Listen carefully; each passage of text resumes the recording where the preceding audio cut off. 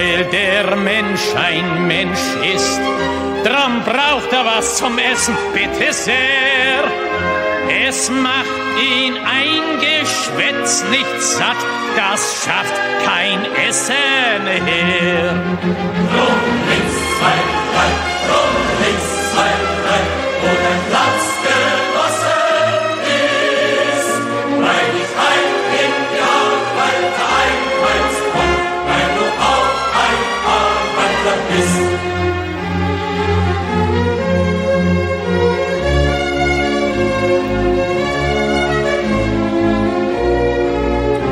Und weil der Mensch ein Mensch ist, drum hat der Stiefel im Gesicht nicht gern.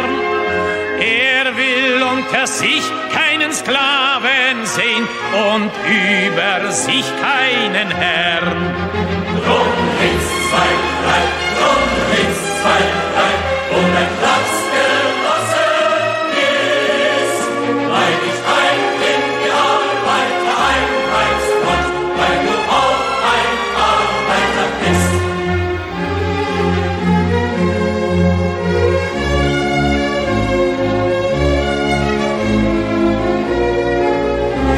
Und weil der Prolet ein Prolet ist, drum wird ihn kein anderer befreien.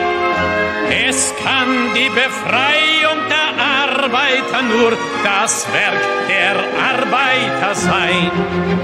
Rum links, 2, 3, rum links, 2, 3, wo dein Platz genossen ist, weil ich heim in die Arbeit einmeinst komm, weil du auch ein Arbeiter bist.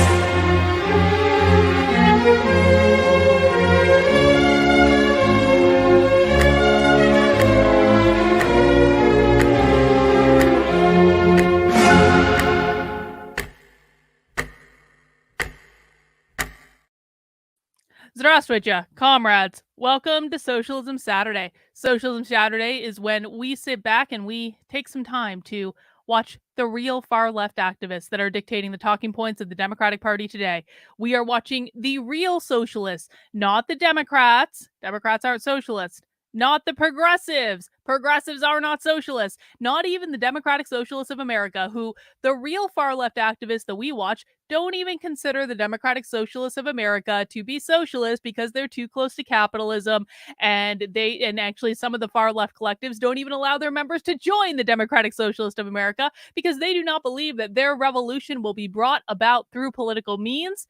We watch the farthest of the far left, the most dystopian of the dystopian, and we do so every single week on Socialism Saturday because over a year ago now, we found out that if we go back and watch socialist presentations from 2, 3, 4, 5 years ago, those are the talking points of the Democratic Party today.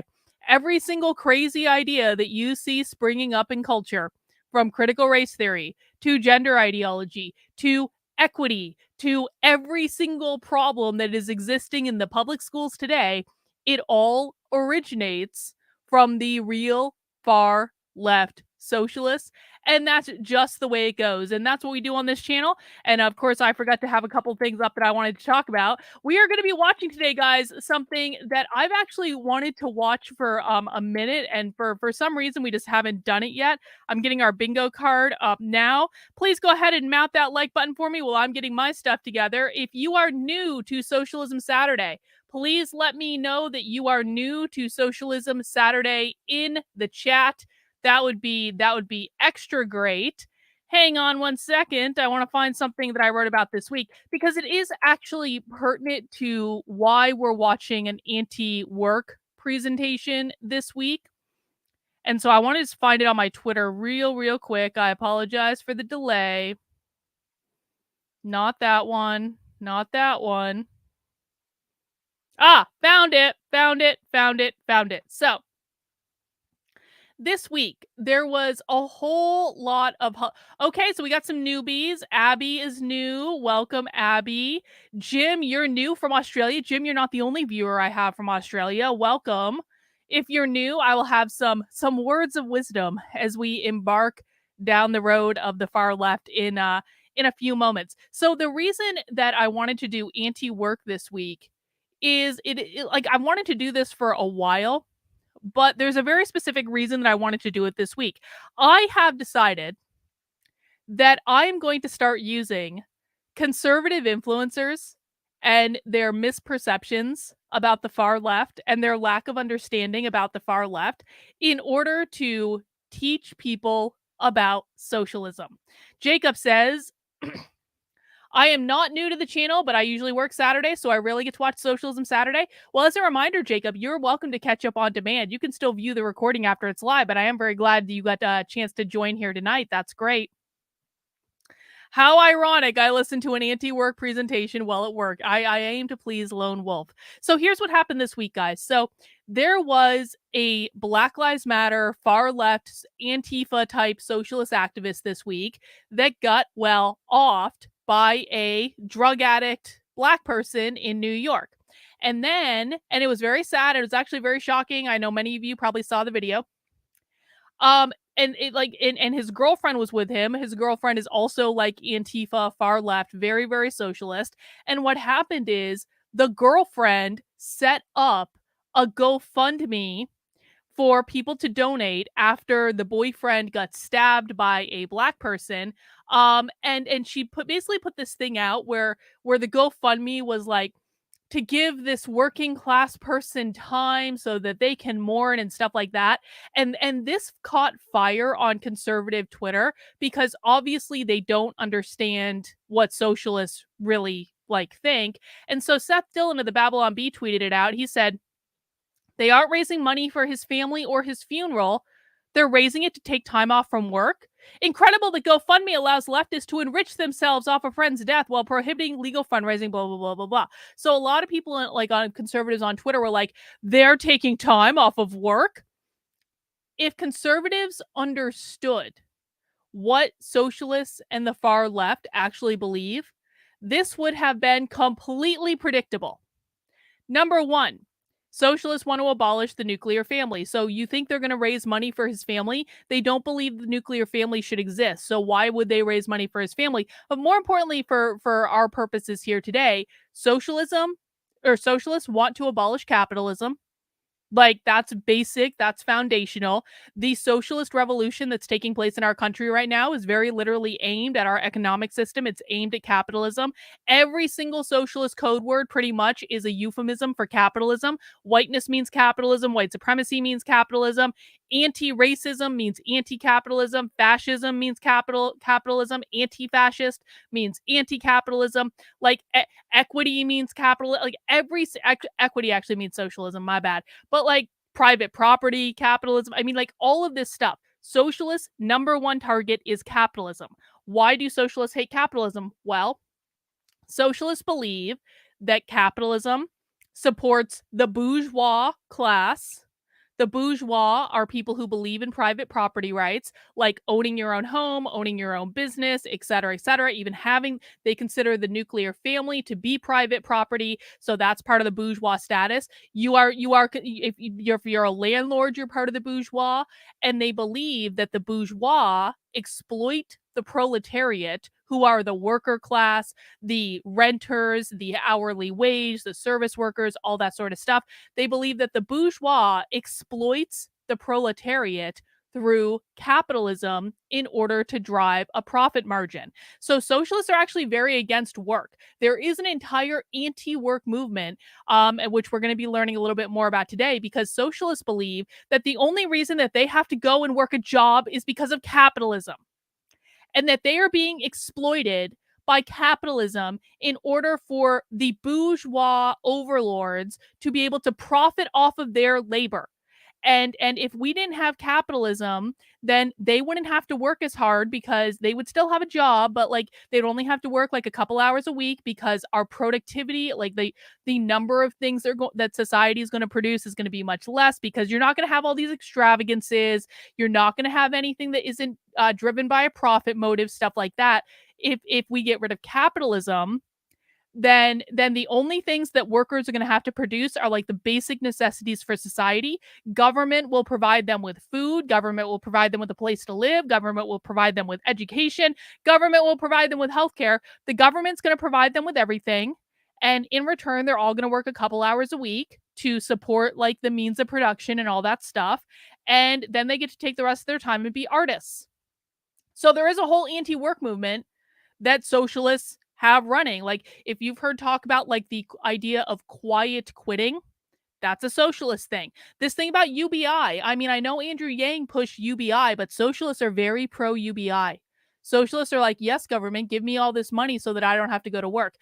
So if Seth Dillon and other conservatives who have been talking about this all week understood like the basics of what these people actually believe, this is not a stunt. This is not because like of any that they believe capitalism is exploitive, and therefore, of course, they're going to want to take time off of work. Of course they were. Kira, we're all going to do it because we're all going to be assigned jobs that are going to support the basic needs of society. That's what they believe.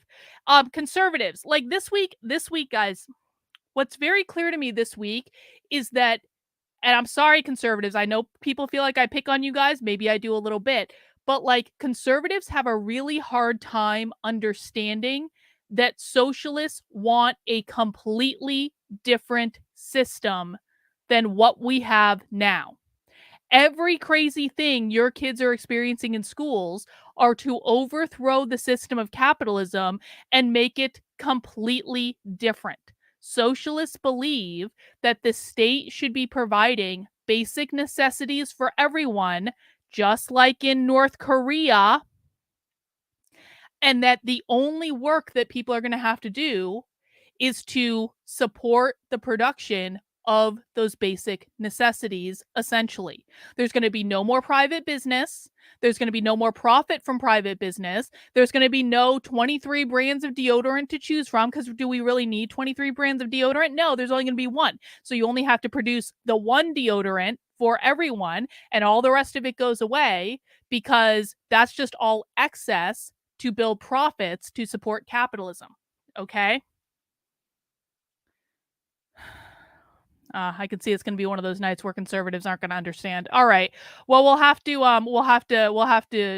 talk about that another time.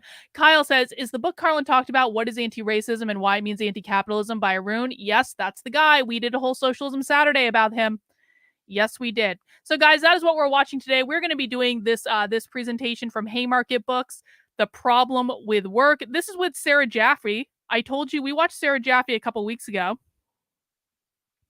Well, I don't know, Laura, because Stephen West blocked me on Twitter, on Instagram today. I'm really upset about it. Stephen West is like a knitwear designer that I've loved, that I've knitted almost exclusively for decades, that I've spent thousands of dollars on yarn in his store. So this is actually a problem that I'm dealing with right now because he just blocked me on Instagram for daring to question him. It's a whole other story. The woke knitting brigade is back. The woke knitting brigade is causing problems with my favorite designer. And now my favorite effing designer has blocked me on Instagram because of it, even though I was nothing but polite. I'm really fucking pissed off about it. Yeah, he blocked me on Instagram. He did. I'm legitimately upset about this. I am. Anyway, that's another topic for another day. We're watching this Problem with Work episode with Sarah Jaffe and a couple other people. Sarah Jaffe is an anti-work activist that we saw a couple weeks ago in relation to abolish the family. Let's read the description. Among capitalism's greatest tricks has been its ability to get buy-in for the various magical tales it spins about work. From the hallmark-worthy, do you do what you love and you'll never work a day in your life, to the oft-repeated line, anyone can work hard and become a billionaire. We are inundated from birth with these and other seductive stories about the system's supposed virtues. Yet the bromides are increasingly out of sync with reality. As inequality grows to historic proportions and the dreams of achieving fulfillment through our jobs butt up against the exploited narrative of our 9-to-5s, the ideological vanish has finally begun to corrode. In their recent books, Amelia Hogan and Sarah Jaffe draw attention to this chipping facade and point to the burgeoning resistance from unionization efforts at Starbucks and Amazon warehouses. All unionization efforts come from these people, by the way. Anytime you hear like unionization at Starbucks, unionization at like Amazon, it's these people.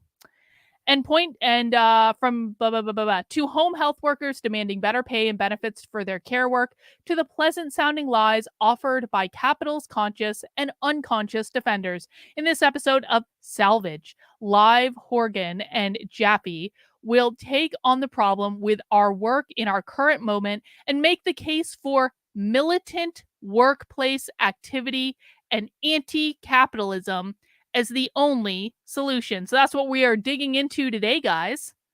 Fun times. Before we get into that, a couple orders of business, just so everyone knows. Number one, where do I want to go? Let's start with Socialism Bingo. Let me put Socialism Bingo in the chat.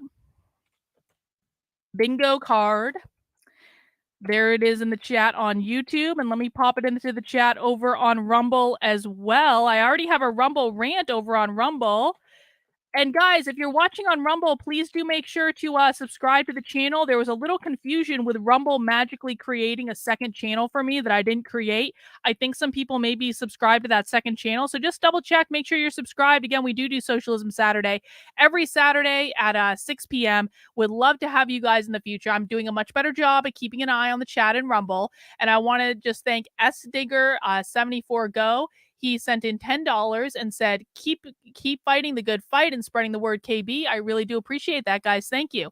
Now that you've all got your Socialism Bingo card, go ahead, click Generate Card. You get a free square in the middle, and then we do lines or we do corners. If you're very lucky, you get Solidarity twice, because I need to update the bingo card and have for a long time, and I just haven't yet. But once you get your first bingo shouted out in the chat, we'll give you a congratulations. Then we go for Blackout Bingo. After that, it helps us pay attention, because watching socialism can be a little bit boring sometimes, but it's well worth it once you learn how to speak socialist. Speaking of learning how to speak socialist, I am doing a lot of stuff on my Substack, not only to break down the woke ideology, which is which all comes from socialism, but directly trying to teach you guys how to come up to speed really quickly with the socialist language and to understand what the far left is really doing. It has become very, very clear to me over the past couple months that, listen, I used to focus almost entirely on tactics. If you want to fight back against the woke left, do this, do that, do this other thing. I wrote a book called Actively Unwoke, The Ultimate Guide for Fighting Back Against the Woke Insanity in Your Life, that literally has checklists of tactics in it. But I have recently kind of come to the conclusion that I should have, instead of focusing on tactics, should have been focusing all along on helping people to understand what the woke left is doing. Now, that's not to say we're not going to do tactics too. I've got a whole bunch of stuff that I've been just like working on behind the scenes for a while that's going to be coming out in the next couple of months. Missy, we already have our first person who's been fooled in the chat. Missy, do you think I'm a socialist? Perhaps we open our ears and we stop like trying to own the libs and we figure out what's actually going on before we start running our mouths. Conservatives, it's people like Missy who make you guys look dumb. I'm sorry. It really is. Anyway, it's not that I'm not going to talk about tactics, because I am. There's going to be stuff coming out around tactics, but I've recently come to the conclusion that the thing that actually needs to happen is that people need to learn way more about the far left and the woke ideology, and like really kind of going back to basics on this, because there is so much misunderstanding and there is so much misinformation about what the far left is, what the far left believes, and it's causing a lot of problems, because then the right is being reactionary because they don't understand what's actually going on. And so my book is on Audible, Lone Wolf. You can find it on Audible.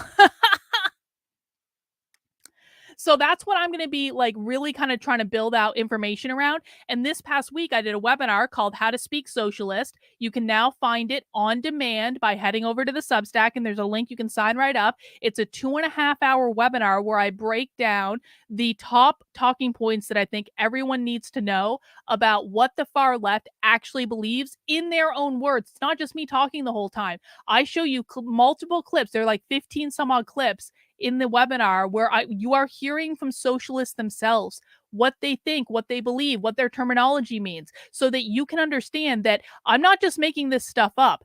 Every single thing that we talk about comes from somewhere, and it's not just like, it's not just conjecture, it's not just pontifications. These are what these people actually believe, and you can hear them say it themselves. So that is now available on demand on my Substack. It's right up here if you go to the main Substack, which again is Carlyn, KARLYN.substack.com. Right over here, How to Speak Socialist. And it's also pinned to the very top of my Day with the Socialist if you want to access it there. I strongly recommend everyone take the time out to do this webinar. It's really worth it. I've gotten a lot of great feedback on it. Let me know if you have any questions, because this is the thing that I'm sorry is going to become really, really important very soon. If you want to support the work I'm doing, you can go ahead and subscribe on the Substack. Of course, you can subscribe for free. But if you do want to support the work I'm doing, because I am 100% funded by you, please sign up for $8 a month, $80 a year. That's going to get you a variety of perks. The perks include 2 Zoom calls every single week with me and other members of my supporter community. We do them on Mondays and Wednesdays. The perks are going to include access to my Inner Circle podcast. There's going to be another episode of the Inner Circle podcast coming, because I finally, at long last, I know it's been a while, I finally finished recording the Unabomber manifesto today, which is why my voice already sounds like it's dying, which is great. But I actually read out loud the whole Unabomber manifesto, which is fascinating. If you have never read the Unabomber manifesto, or in this case, listen to the Unabomber manifesto, the last episode of it for the Inner Circle podcast is going to be coming out probably either tonight or tomorrow, depending on when I actually get a chance to upload it. But it is all recorded, and that's going to be available there. That is a supporter-only podcast. Lots of other stuff as well, including movie night in my supporter Discord on Sunday nights at 8 p.m. We watch a movie together in the supporter Discord. And this week, there was a poll, and Stir of Echoes is what we are watching in the supporter Discord tomorrow night.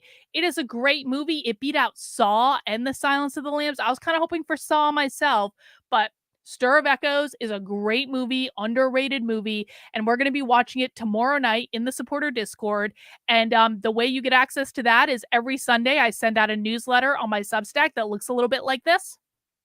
This is last week's, but tomorrow afternoon, there's going to be a new newsletter coming out. And how you join us in the supporter Discord is you scroll all the way down to the bottom of the newsletter, and then you're going to hit a section called Supporter Perks. And at the very bottom of the newsletter, underneath this paid red box, if you are a supporter on the Substack for $8 a month or $80 a year, you're going to get access to the Zoom links for this week's Zoom calls. You're also going to get access to the supporter Discord. You can also become a supporter on Locals, Patreon, a Twitter subscriber, or a YouTube channel member. And I will be sending out supporter Discord information to everyone that's a member on all of those platforms tomorrow afternoon sometime, so that you can join us at 8 p.m. tomorrow for when we watch Stir of Echoes. Last thing I'm going to say before we get started is that if you haven't checked out the Unwoke art merchandise store yet, I highly recommend you do. Lots of great stuff in it. I've got all sorts of t-shirts that will allow you to kind of teach other people the socialist language, such as the whiteness means capitalism t-shirt, such as the queer means Marxism t-shirt, such as the equity means unequal t-shirt, and of course, the always popular Socialists Always Lie t-shirt. You can get those and lots of other cool merch that actually have like graphics and designs. They aren't just all words, but there's lots of cool stuff in the Unwoke art store. Lots of mugs, lots of tumblers. I'm going to come out with a holiday line soon. You guys are going to love it. And all of that does help to support the work I'm doing. Well, it gives you something cool that you can use or wear or give away or stuff like that. Really high quality stuff, if I do say so myself. I'm actually really proud of my merchandise store. So that's also available as well if you want to check that out. All right. Is there anything else? No, that's it. All right, guys, let's get this party started. We are watching The Problem with Work from our old friends, Haymarket Books. I'm wearing my Haymarket Books t-shirt that I got at the Socialism conference right now. We love you, Haymarket Books. You may not like me, but I love you. Yes, I really did ban Autumn the Socialist. I banned her because I was tired of it. I'm sorry for anyone that misses Autumn. Autumn has to create a new account and start following my rules if she wants to come back. I just got tired of the nonsense.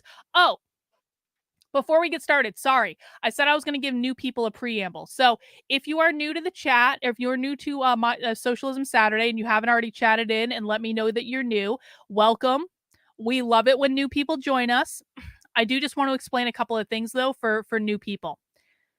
You are walking in to an immersive experience in which we are observing a primitive subculture. Okay, they're not primitive. They're not primitive at all. But it is kind of like an ethnographic thing where we have found this cult in the middle of society, and we're kind of sitting back and observing them. The thing is that the cult speaks completely different language. It might sound like socialists are speaking English, but they are not speaking English. They are speaking socialist. The reason that I did a webinar this week called How to Speak Socialist, which you can access at carlin.substack.com for free, is because they speak in a coded language that only other socialists understand. When you walk into Socialism Saturday, you are getting an immersive experience of how to speak socialist. So if you don't understand what they're saying, it's not you, it's them, okay? This is how we learn what they're saying. This is like if you wanted to learn how to speak French and you just plopped yourself in the middle of France, everyone's going to sound like they're not saying anything for a while because you don't know how to speak the language. It is the same thing with socialism, okay? So I need you to be patient. I need you to ask questions. I need you to take advantage. I will try to my best to break down what they're saying. The chat will do their best to try to break down what they're saying. If anyone in the chat has ideas about what's going on, please chat it in. I don't have to have all the good ideas. We're helping each other learn here. And I promise you, if you stick with it and you maybe have a couple of drinks, I'm going to pour myself a beer in a second, and like some snacks and stuff, and you just have fun and you play bingo, it makes it a lot easier to kind of absorb it. And once you learn how to speak socialist, it is one of the scariest things, but actually effective things that you will ever learn, because you will start seeing the language show up everywhere. Socialists have very specific language that only socialists use. And once you learn how to speak their language, that's when you're in a better position to fight back against them. There's no easy way around this. There's no cheat sheet I can give you. There is no quick fix. There is no too long didn't read. If you want to learn how to speak socialist, this is the very best way to learn.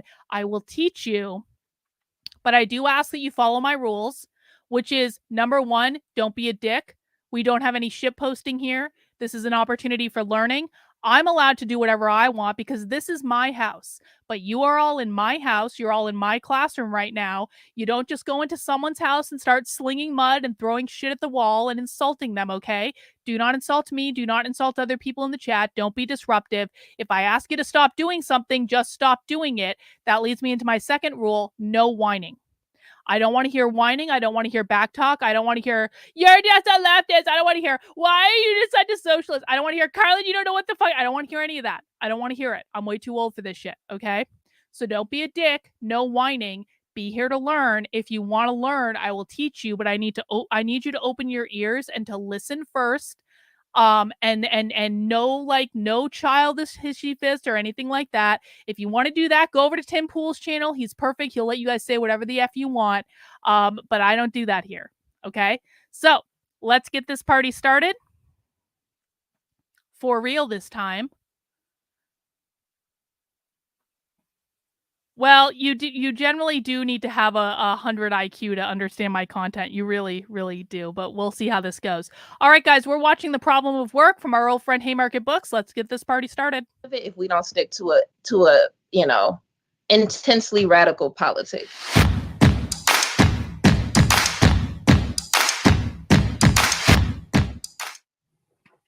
Hello and welcome to Salvage Live, hosted by me, Annie Olaloku Tariba, and my best friend Barnaby Ray. Salvage Live is an event series brought to you by Haymarket Books and Salvage, a journal appearing twice a year with essays, fiction, art and poetry for a desolated left learning to address not the good old times, but the bad new ones. Precarity, exploitation, and drudgery are feelings that many of us readily associate with the jobs that we have. But often we feel like if we could just change industries, get that senior position, or switch out our manager, maybe it might be a bit less shit. Do what you love and you'll never work a day in your life, so the saying goes. Sounds really simple, but many of us, even after landing what we think is a dream position, still have quite a bit to complain about. From the dream job to the moonlighting side hustle, we are constantly being seduced into taking our leisure and ceding control over what we enjoy doing and how we do it.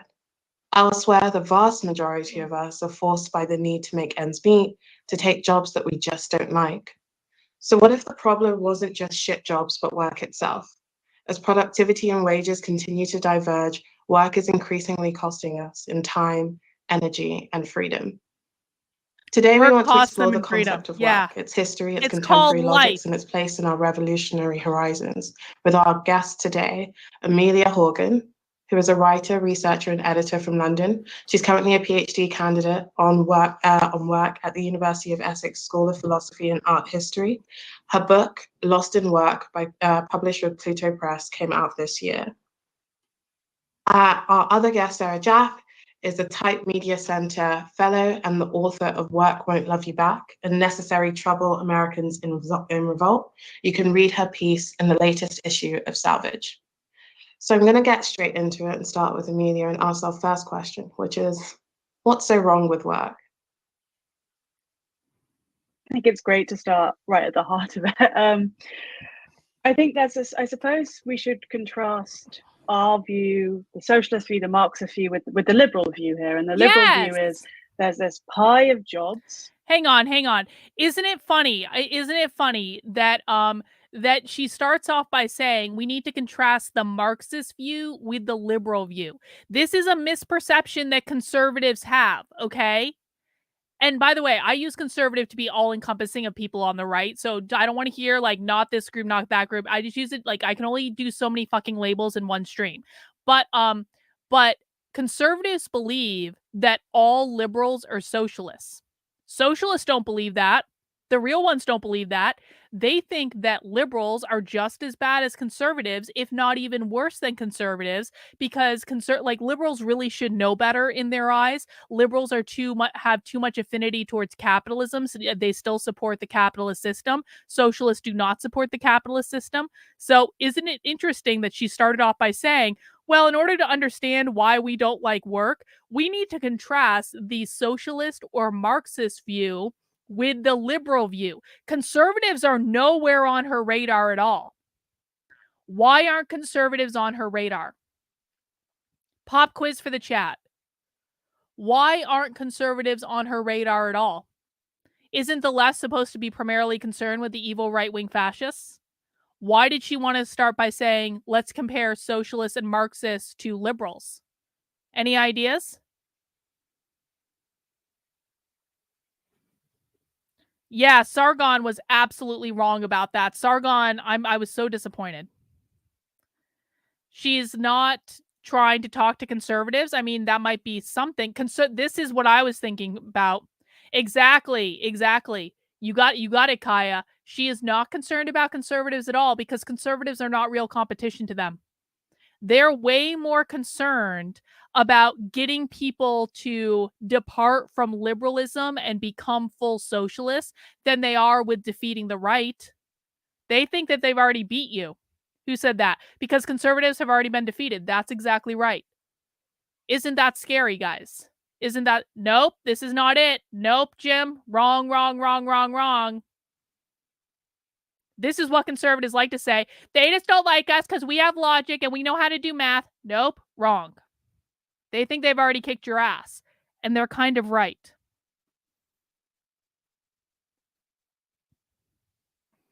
Honest Dog, they don't just call classical liberals neoliberals. They call everyone, it's not just classical liberals.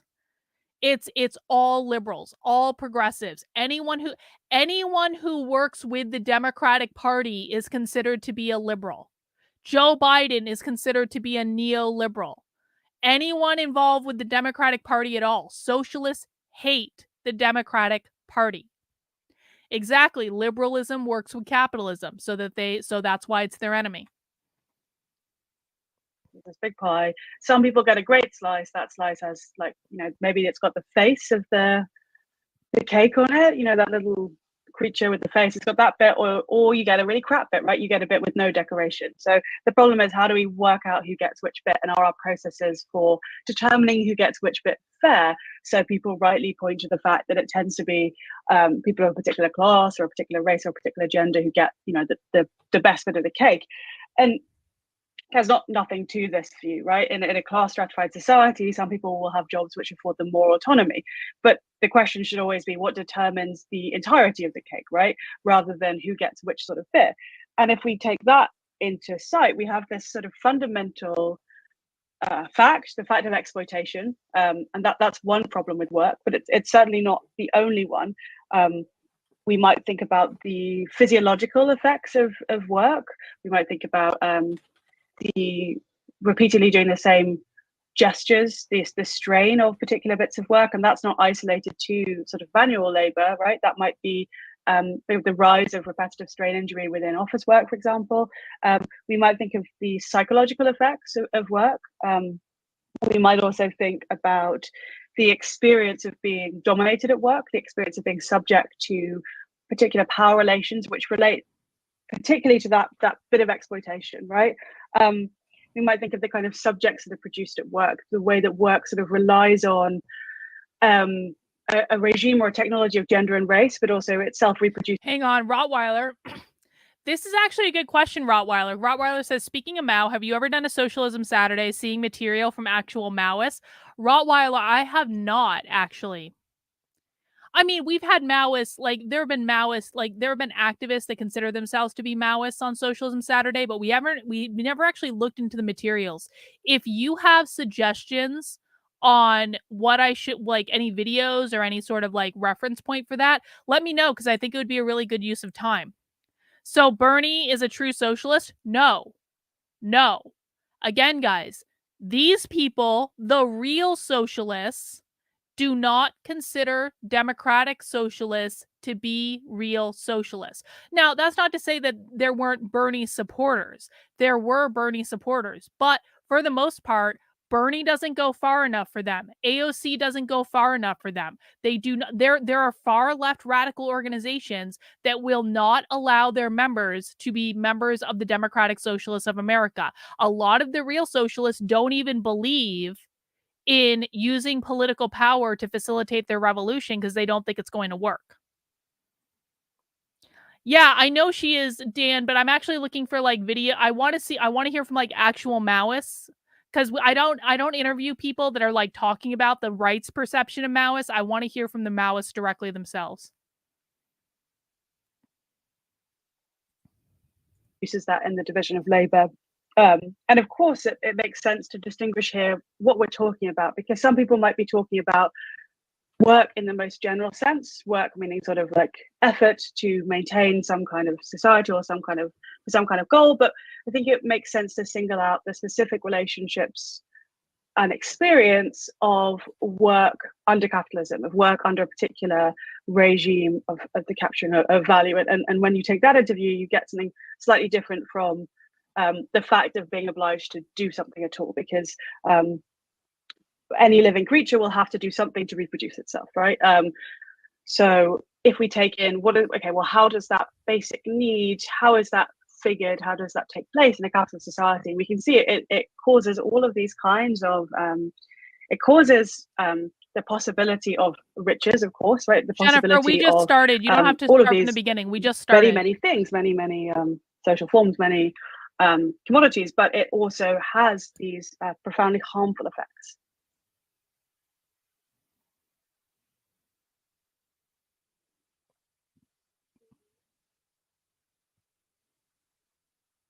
So much. Sorry, getting to grips with the right mute button. Okay. And I think that's I think, elsewhere you've talked about how ironically the left today kind of talks less and less about work. And I think in that space, a lot of it seems that work is this like ever-present thing, but often undefined. And I think that the kind of different registers at which we talk about work is really important, also being cognizant to them. And I think that kind of ties into the rephrasing of the question for Sarah, which is like, if, there is much potentially wrong with work, why do we seem to love it so much? I thought Amelia had solved the problem. We're all just going to go home now. But no, apparently not. Yeah, I think the problem is that we often don't love it that much, right? That there's an intense amount of pressure actually that goes into telling us that we should love it and that our lives will be better if we do, right? The do what you love, tote bags and signs and memes and whatever. Like, it's really intensely aggressive propaganda and has only been getting more so over the course of my life, which is the last 42 years. And I think one of the reasons that we're stuck in this space where like work is objectively getting worse by most measures, right? And that was even before the pandemic, which definitely made work worse for pretty much everyone, unless you're Jeff Bezos. We have been getting more and more aggressively pressured to love it at the same time as it has fewer and fewer other rewards, which is to say like decent pay, and it's getting more dangerous and it's getting more painful and it's getting harder to find and harder to come by. And particularly harder to come by sort of stable, reliable, I hate the term family sustaining work, but nonetheless, that is the thing we're sort of comparing it to, right? And so I think the pressure to love your job is a particular part of not just work under capitalism, but work under neoliberalism, neoliberal capitalism, late capitalism, whatever we want to call this phase of the hellscape that we're currently living in, which has shifted away from the sort of industrial work ethic where you weren't really expected to love the car as it came past you on the Ford assembly line, right? To a totally different phase of this thing. So I was just in Italy at the book fair in Turin, which literally takes place in what used to be the Fiat factory, a fact that I will be talking about for the next 5 years, because it's now a mall and a convention center, which it used to be this car factory, right? And that's the perfect illustration of what's happened to work, is those jobs in the Fiat factory, which would have sucked in an entirely different way. And we can get into perhaps all of the demands that were made by those particular workers at that particular factory in a period of time, not all that long ago. To now it's filled with little stores where maybe 20 or 30 people work in each one, and you have to smile at everybody all day long. And you probably don't have a union, and it's probably much harder to organize with your coworkers because there's only 10 of you and you work really odd scheduling and all of these things that have shifted and come with this new story about how much we love doing them.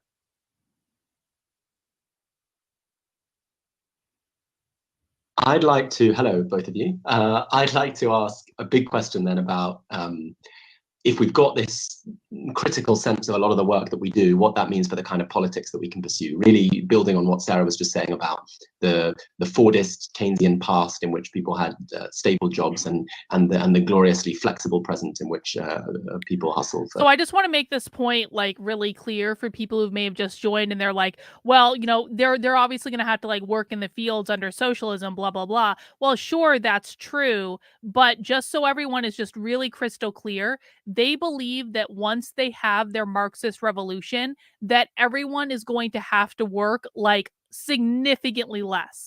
We're talking like a couple of hours a week or something like that. Significantly less than what they have to work now. And that's part of the point, right? Because then all their time is going to get freed up to be artists and do all the things that they want to do. And they are going to be free from the oppressive nature of capitalism that requires them to work all the time. And I don't want to see any debunking, okay? Of course, that's bullshit. Of course, we know that's not true. La la la la la la la la. We know that, but that's not the point. These people actually really do believe that.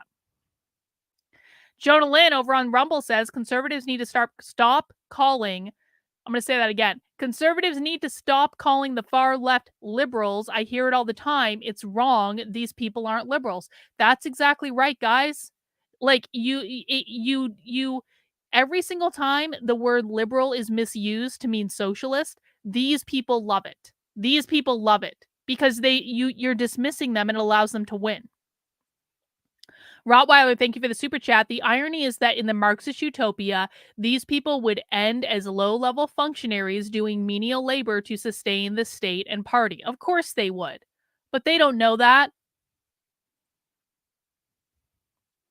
You thought I said autis rather than autis? Well, Freudian slip, I suppose. For jobs in the kind of dominant ideological image of the change. I want to know what kinds of political struggles against oppressive forms of work can happen in the here and now. What kind of politics we should have in thinking about how we want to change work. One thing that's quite striking is the conversation about work has returned, as have so many conversations about capitalism, about the economy, after 2008. This event has that same title as Kathy Weeks' great book, The Problem with Work, which I think was 2011. And a lot of the debate about work since has focused on the reduction of labour time, the celebration of free time, and we had in the Corbyn years in Britain proposals thinking about a 4-day week, for example. But it seems to me that in the 20th century, there were rich traditions of thinking about work on the left, both social democratic and communist and others, which weren't only about time. Kyle, this is a great observation. Kyle's putting it really well. Basically, they think that capitalism's obsession with production has led to an overproduction of non-essential things, and that once we do away with the profit incentive to produce those quote-unquote non-essential things, we'll produce only, where's the rest of it? What we need to survive with little surplus material paraphernalia. That's exactly right, Kyle. Well done. That they were. It's not right that the concern with doing less work is entirely new. May Day begins as a protest, a demand for the 8-hour working day, and it's on the 1st of May in honor of the traditional May Day sort of pagan holiday of ritual festivities and not working. But as well as that concern with working time, there was also a concern with the content of our work and with the form of our work, who controlled it. You know, was it democratically controlled in nationalized factories or socialized factories? Lots of struggles over health and safety, over wages, over conditions of work. And so I wonder now what kinds of politics you both see that can talk both about our freedom from work, but also, because that can be kind of carving out a little space of freedom while leaving the hegemonic oppressive system intact, how we could think the transformation of work as well as trying to limit its scope. I'll come to Amelia first, but it's really a question for both of you. That's a really great question, and I think you're totally right to point to this sort of false dichotomy that's been established between the qualitative and the quantitative approach to changing work, right? Reducing or improving, and I think it's something that, as you point out, people get wrong when they're talking about the past. People imagine that there's a struggle for narrowly defined sort of bread and butter issues versus these more transformative demands, right? But they're present in both. And we also see, I suppose, something like a bit of a degree of mudslinging between both camps, right? It's a sort of stereotyped version of either side. One saying sort of, oh, you just want no work and robots, versus, okay, you just want to get Fordism back. And I think we can bring these things together, not the stereotyped version, not the straw man version, but the sort of reality, and that this was always present in the demands for workers' freedom and the horizons that workers set for what work could be like. There's no need to choose between them. You asked another question of how we think of both, and I suppose one risk of focusing only on the quantitative is that you do not think, therefore, about not only the quality of the work activity itself, but also the quality of leisure time, right? And you don't think, okay, how do we bring that with a general decommodification? Because also, what is the point of a reduced working week if it just means more time with like sort of privatized caring labor with privatized social reproduction, right? Is that Oh, we just hit abolish the family. Pop quiz for the chat. How does abolish the family, which I've covered extensively on this channel, but if you're new to Socialism Saturday, you're probably not going to know this, but I'm looking at you veterans, okay? How does abolish the family connect with the argument that they shouldn't have to work? Because these things are intimately connected. How are those things connected? And I'm looking for a really specific answer here. In the meantime, I'm just going to take a couple comments in the chat. They fail to recognize that free anything isn't free. Well, they don't fail to recognize that. They know that. They just think we're going to need a whole lot less under socialism than we do under capitalism. A lot of these socialist types operate under the assumption that everyone hates working and that people who love working are outliers in their statistics. I mean, I think that that's very clear, Rottweiler. Okay, so I'm seeing a lot of people say socialism as an institution upholds capitalism. That's true, but that's not the answer I'm looking for. How is the inclination to abolish the family? Okay, I'm going to give you guys yes, sin. Sin got it. Gold star to sin. They consider reproductive work, not just reproductive work, but also the act of parenting children. They consider reproductive work and privatized care work, which privatized care means motherhood, being a mother, and they're specifically directing this towards women because they believe the gender binary was created by capitalism to keep women in the home for these oppressive gender roles, right? So they believe reproductive work and motherhood is unpaid labor. And it's even worse than that because most women have to have jobs outside of the household. And so not only do they have to work in the oppressive capitalist system, they then have to go home and do the unpaid labor of raising the future generation of proletariat worker. Well done, Sin. I wasn't sure anyone was going to get that. They see motherhood as unpaid labor of raising children. Oh, you guys are so good. Exactly. And this all comes from social reproduction theory, Reagan. Exactly. Child rearing. You guys are, I'm super impressed. Well done to everyone who got it right. Enhancing the overall freedom? Is that enhancing the overall possibility for communal, for collective life? It seems to only go a little of the way to do that, right? So something that takes both into view, and of course we can draw on the history of the workers' movement there and say this has always been the demand, right? It's not either or, it must be both. And bringing those in along with sort of wage and non-wage struggle seems very important. In terms of how a politics fit to doing both, it's sort of one thing. Hang on. Sin said she got the right answer because she went to my Socialist 101 webinar on Wednesday. Thank you, Sin, for the inadvertent testimonial. Coaster Trek says they believe reproduction should be... No, this isn't exactly right. I understand why you might say that, but this isn't exactly right. What they do believe is that the state, the government, should be paying women through like a UBI, paying caretakers to stay home and be mothers and parents and all that thing. They believe that parenting should not be privatized within the nuclear family. It should be collectivized. And so everyone belongs to everyone else. And because the capitalist state benefits from the raising of the children, the state should have to pay for the raising of the children. They believe that parents shouldn't have to pay money to raise children, essentially.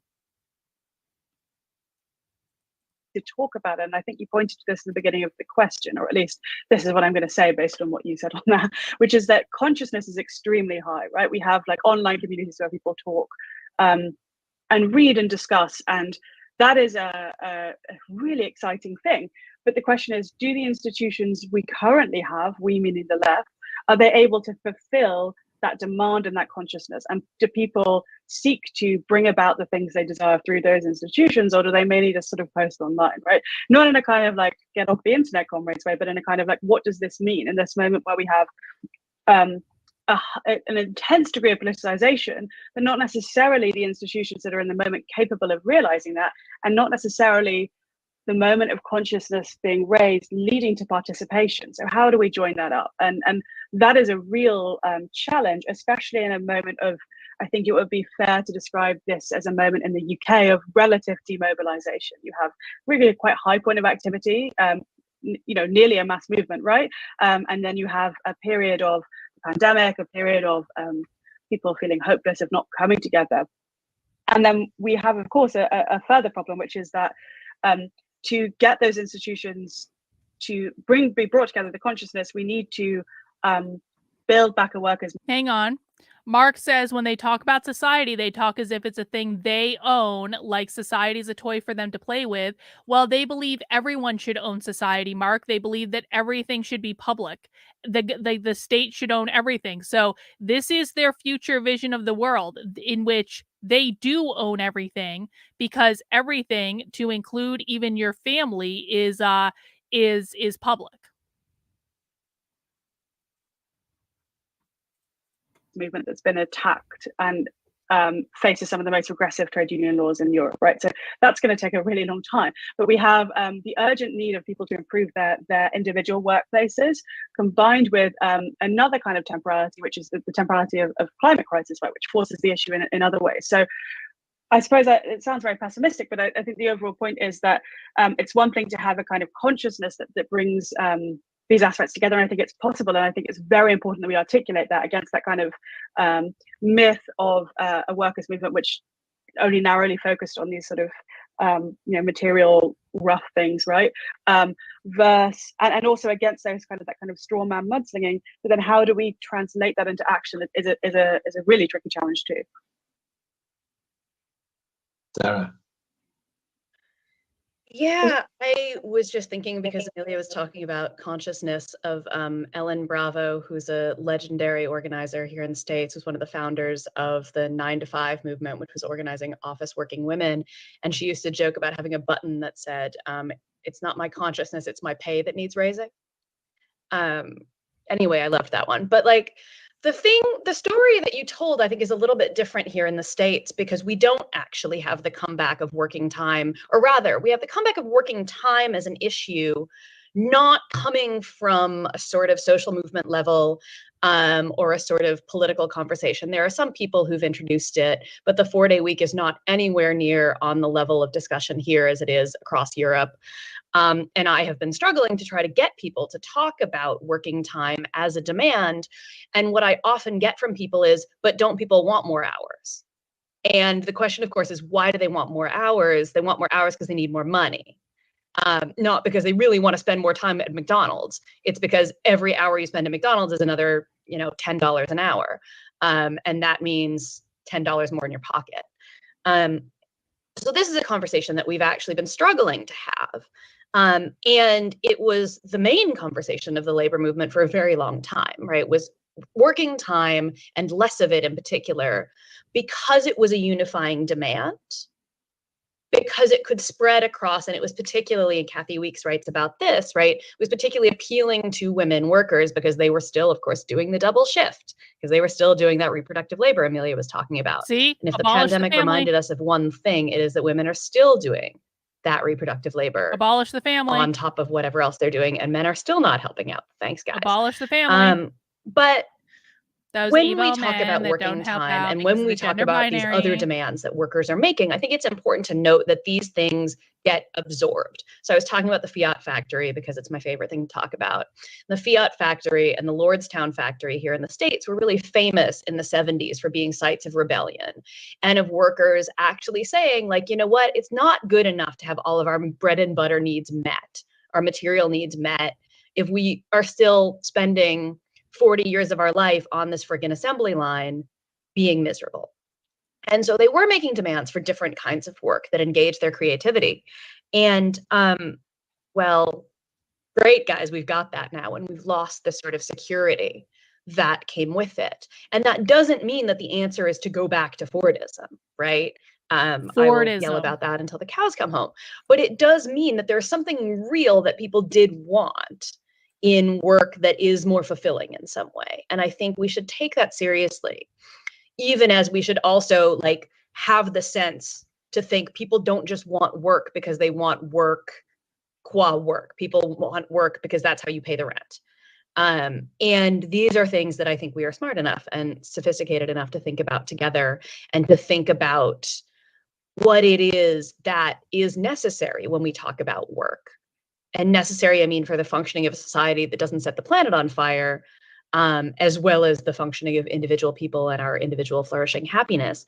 And the labor movement we have certainly is not doing the greatest job of this, but I'm actually really heartened by some of the demands that are coming out of the workers organizing of the last year or so.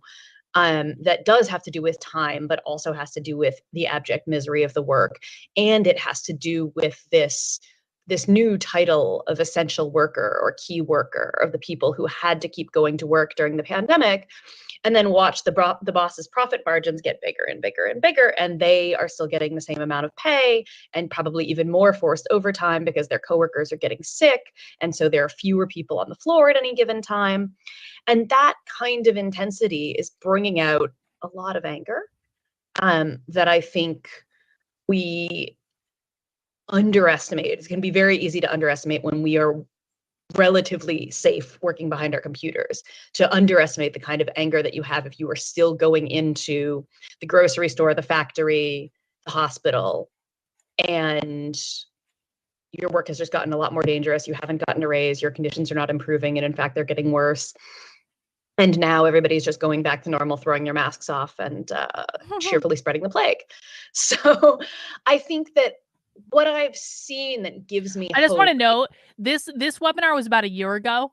And these people still think the pandemic is like a thing today, but she was complaining a year ago how people are just recklessly taking off their masks and spreading the plague a year ago. Is actually sort of the spread of things like the Starbucks union, but also the demands being made around that working time from some of these factory workers who've gone on strike in the last year.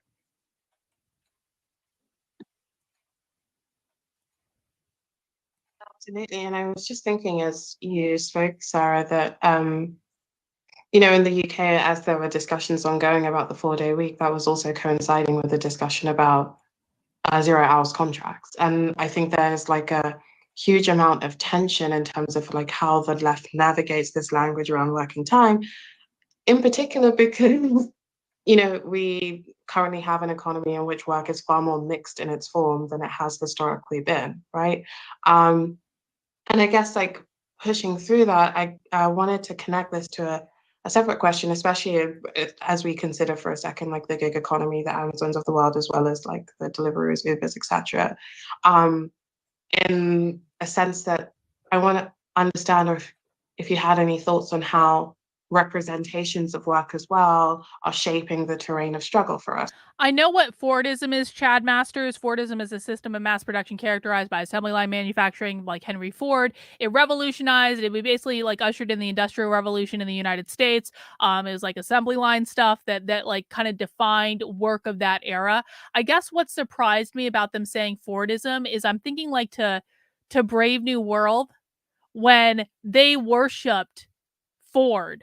Ford, like his Fordship was the god. Like not, he wasn't like literally God, but like was his Fordship was like the god-like figure in Brave New World, and I think Brave New World actually resembles a society that these people kind of want. And I just kind of think it's funny to hear them talking about Ford as a bad thing when like Brave New World, they literally call the supreme overlord of their new world order where everyone belongs to everyone else and they're growing children that are raised by the government and there's no biological family and the government provides everything that everyone needs and everyone's happy and having all these orgies and stuff like that. I kind of think that that's like Brave New World is kind of like what I think these people think Marxism would be like. And in Brave New World, the supreme leader was his Fordship. So I just think it's funny. That's what I was thinking. So kind of thinking about in the last few years, strikes from McDonald's workers, how this image that we get in media representation of the teenage kid who's trying to get some money after school, which jars so aggressively with the reality that most people working in these jobs are breadwinners, how that has shaped the terrain of struggle and also the capacity of the public to be sympathetic to those struggles and how maybe potentially the left might be able to break through that. Go to Sarah.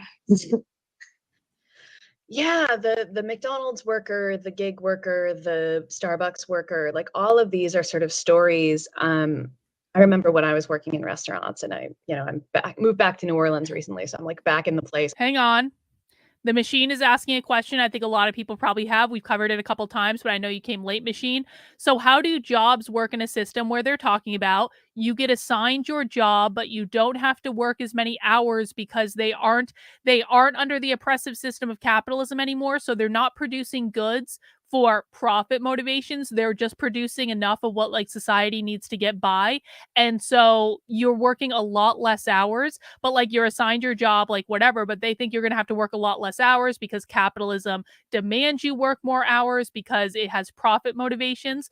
Marxism will eliminate those profit motivations. So you're not going to have to work as many hours. How are bills paid? By the government, by the state. The state provides you everything you need. The state provides your home. The state provides your place to your car. The state provides your job. The state provides your education. The state provides your health care. The state gives you an income that you will live on, I guess, depending on what your status is. Who assigns and distributes the fund? The community. The community is the only answer I've gotten from them. No, you have no property under Marxism. No private property. No home ownership.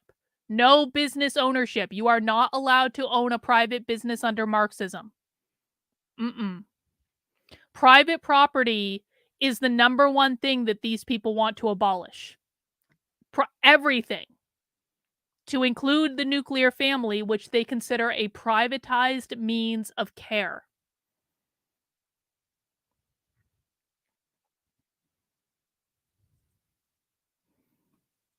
Oh, no, there are no jails. No carceral system, no police, no jails. They don't believe in the police. I literally had dinner last night next to the restaurant I used to work in. And people would always ask me like, oh, well, what do you really do? Right? The assumption was that I was like a youngish person working in a restaurant. That was temporary.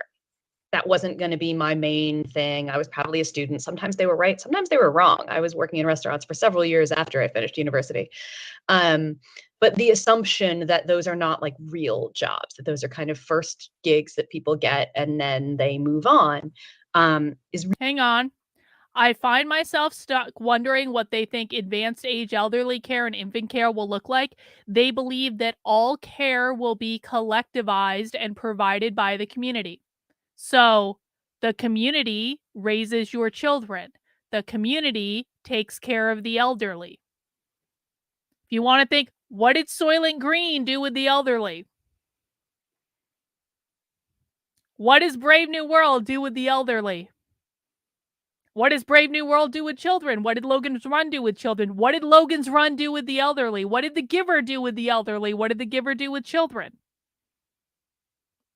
All care, all of it, will be collectivized. I mean, I also believe in abolishing the police because I think the police are an organized, corrupt gang. So I'm actually on team abolish the police with these people. And it makes me uncomfortable, and I understand that, but there are some overlapping things that I do actually. I don't think they're wrong about everything, guys. I really, really don't. But I do think they're wrong about a lot of things. But like a broken clock is right twice a day. I know people disagree with me, but it is what it is.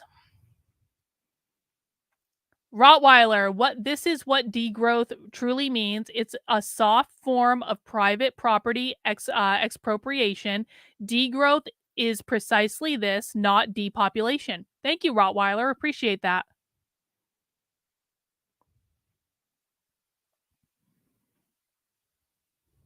Let's see, just scrolling through the chat. Machine, the problem here is that you're new. Like, and I know that I hate that Rumble has such spammy chats. Machine, the problem is that you're very new to this still. I know you've been with us for a couple streams, but you haven't been here this long. This will start to make more sense as you understand them and as you understand what they believe. And I'm going to strongly encourage you to like resist the urge to debunk them and strive for understanding and seeing the world from their perspective.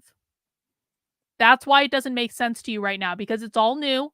Nothing wrong with being a beginner, but it's going to make more sense the more you understand them.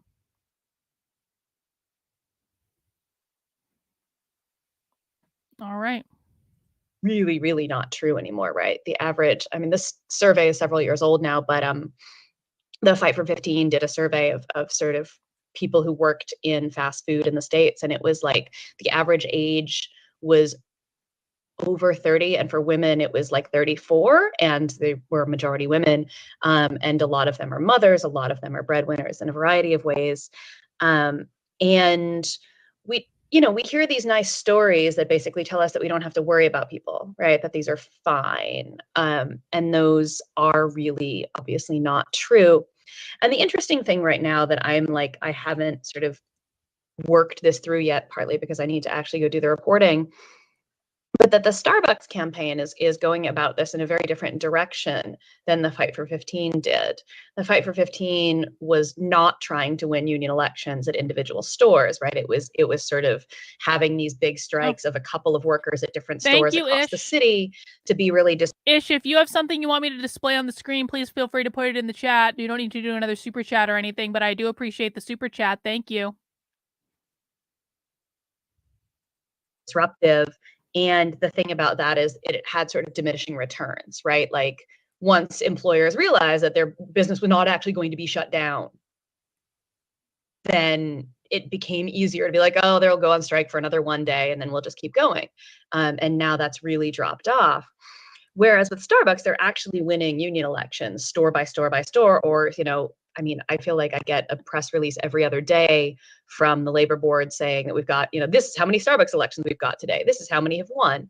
The last time I looked, it was a 69 certified Starbucks union. So nice.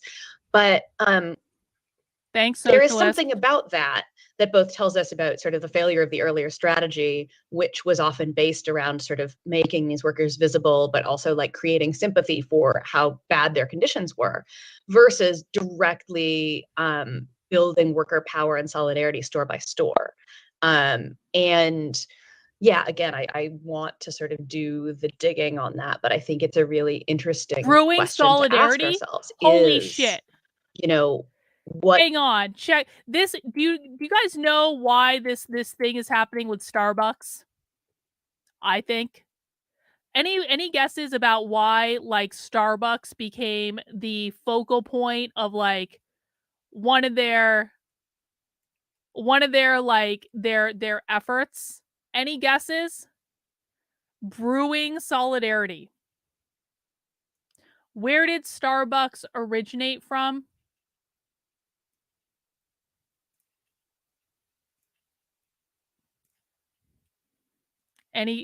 Seattle. Fucking Seattle. Fucking Seattle is the reason that because Starbucks originated in Seattle. Seattle is also the home of the Seattle Revolutionary Socialists. They're also the home of one of our favorite YouTube channels, Red May. Red May does a whole bunch of socialist programming in the month of May. Hi, Philip. We love you, Philip. Constantine Kissin's grandparents were sent to the gulags for owning a house. Yeah, that's what happens when you own private property under socialism.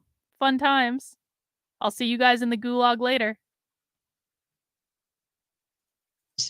Yeah, again, I want to sort of do the digging on that, but I think it's a really interesting question to ask ourselves is, what good is representation? Is representation power? And in which ways is it? And in which ways does it really fail us as a form of power?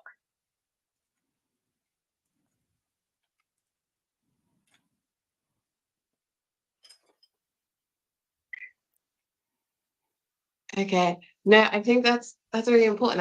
And I mean, I think there's this kind of constant struggle, especially as from this side of the pond, you see a resurgence of discussion about work, whereas like actual union power seems to be on the rise only in very specific segments of the market, specifically often organizing around the gig economy, and just thinking about how oftentimes discussions about being working class in Britain. Guys, you really think they aren't going to have some sort of militant arm to enforce what the community wants? It's going to be like militia groups. It's going to be like militant groups. It's not going to be the police as you guys understand them. I know you're trying to grasp so the police are going to... No, the police as you know it are not going to exist, and they shouldn't, because they're a collective gang. And I don't know why conservatives spend so much time defending the police when the police fucking hate you, but that's another story for another day. It's not going to be the police as you know them today. It's going to be militant groups.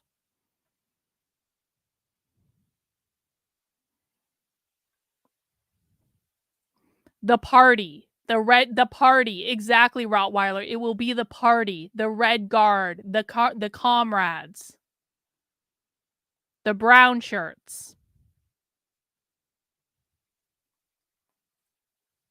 Ignore the reality that one of the key ways of building power is through the union. And I kind of wanted to connect this to a kind of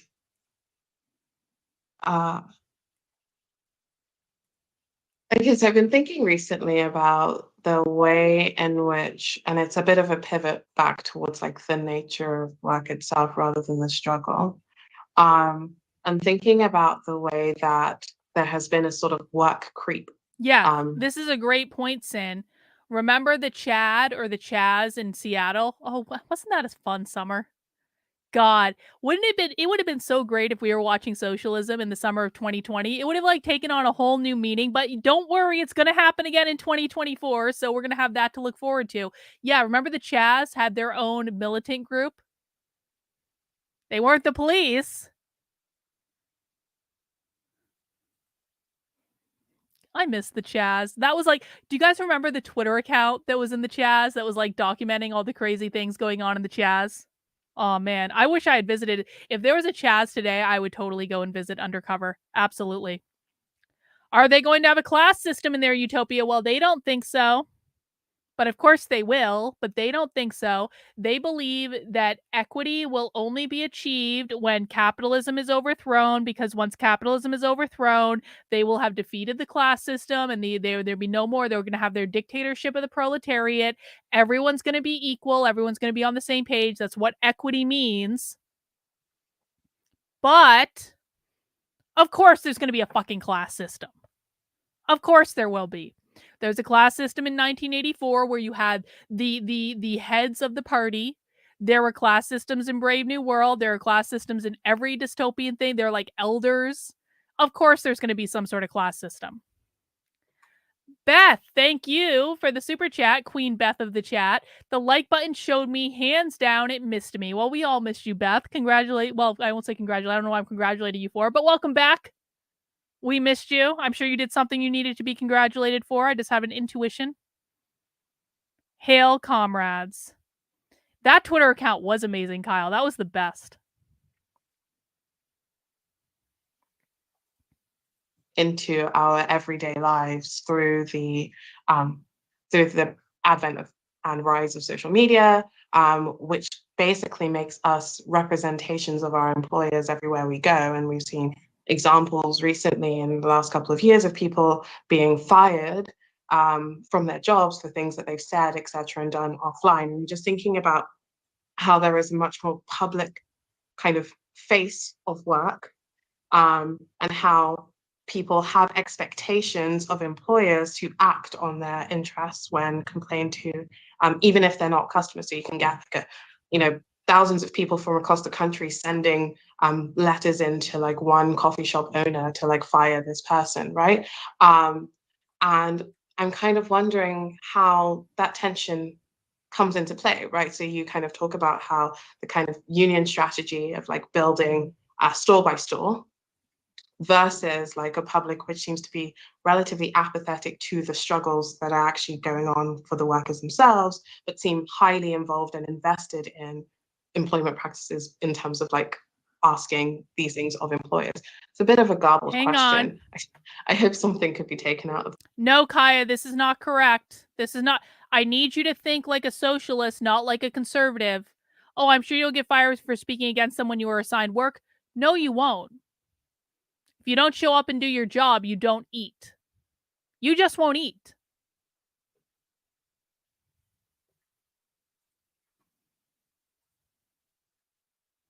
It's not fired. It's not fired. it's not fired in the way that you are thinking of. Hang on, it's not displaying on screen for some reason. It's not fired in the way that you are thinking of it, in that they're just not going to assign you another job. You're just not going to eat. You can't go get another job under socialism, guys. You do the job you are assigned by the community. Ish, they owned a horse. Oh, that was the private property that Constantine's, that's crazy. That's crazy. Thank you, Ish. Appreciate it. That's all right. Machine has a question coming in. So who will be making the decisions? You don't have to be sorry for the questions. The questions are what we're here for. Who will be making the decisions? The community. That's honestly the answer that they give. The community. And then you ask them what that means and they don't answer the question. The community. Rottweiler says you won't get your state ration at the breadline if you don't do your job. That's exactly right.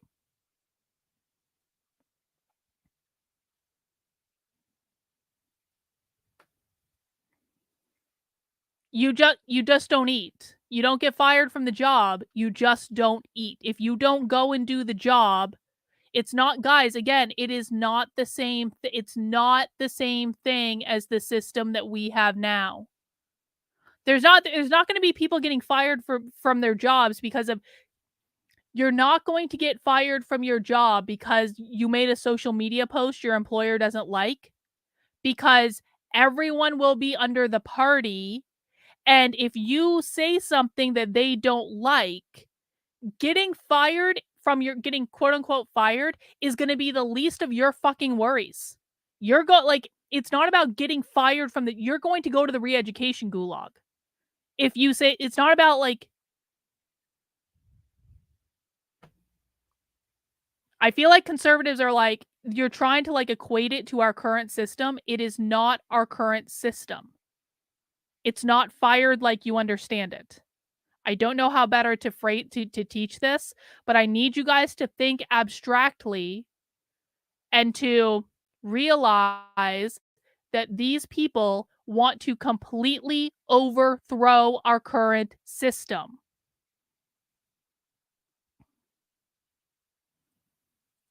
That, but I'm just kind of trying to ruminate on how that maybe has changed the nature of work, but also specifically how that has changed the nature of how we engage with work, how much of our time we get to keep, and yeah, all of that kind of stuff. I'll go to Amelia first. I think those are really interesting thoughts. I suppose it seems like maybe one way to think about what you said then about the possibility of people who aren't even involved directly in your employment kind of complaining online and getting you in trouble, right? There's a kind of hang on, I see more thinking like conservatives in the chat. I've asked you guys repeatedly, don't debunk what they're saying because it gets in your way of actually understanding them. Robert said these academics don't realize they'll be sent to work in the fields. Oh no, Robert, they do realize that. They realize that they will be assigned a job in the socialist utopia. They don't mind. We've watched presentations from academics that are like, yeah, I would go work in the field. They absolutely do understand that. Now, I don't think all of them quite get it. They think they're going to be like the leaders of the party, but there are absolutely a good number of them who completely understand the deal. I've heard them say it on video, things that we've watched. What they think though is it's going to be a couple hours a week. I'm doing my job for the collective. I'm doing my job for the party. They don't think it's going to be like they're working in the fields all day, every day. Again, and I feel like I've said this 15 times already, but I'll say it 16. These people believe that under Marxism, they're going to have to work significantly less than what they work now, and that will free up the rest of their time so that they can go do whatever they want. But to say that they don't understand is simply not true.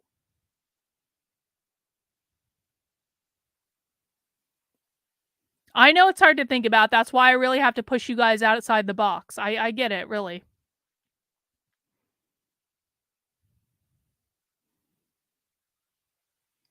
So will they force the commune kids to pursue degrees where they'll be tested as oh yeah, public education, it'll all be free. It will all be free. But you're probably not going to get you're not going to get to pick if you do this. They're going to assign you. You're going to be a doctor, you're going to be a lawyer, you're going to be this, you're going to be that, go to school for free, but you're going to do this or that or the other thing.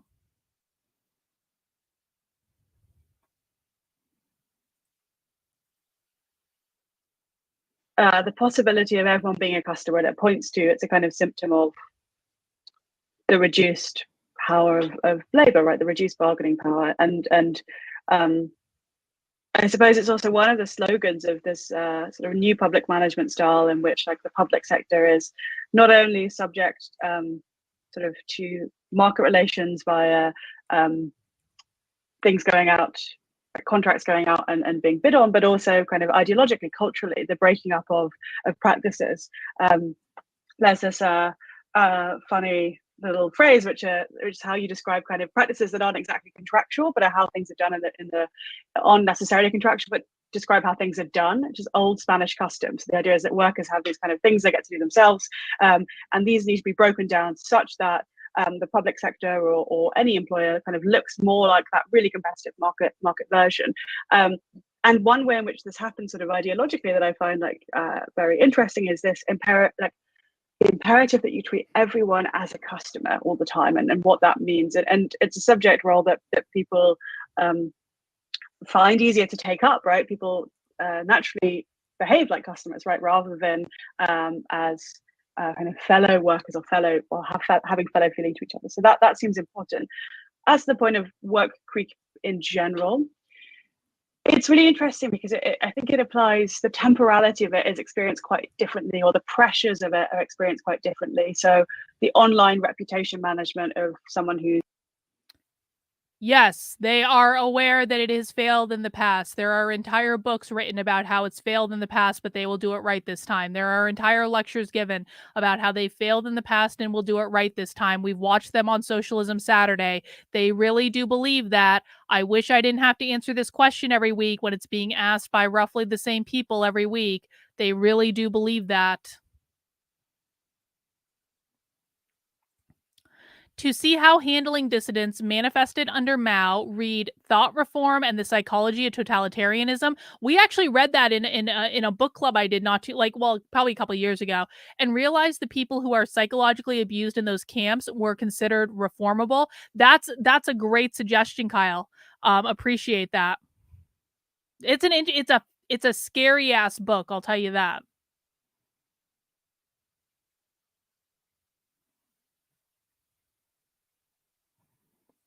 They're not doing it the same thing again. Guys, I swear to God, if I keep having to answer the same questions over and over again, at some point I'm just going to give up, because I'm just going to think you guys aren't listening to me. They do not believe they're doing the same thing. They believe they're doing it differently this time.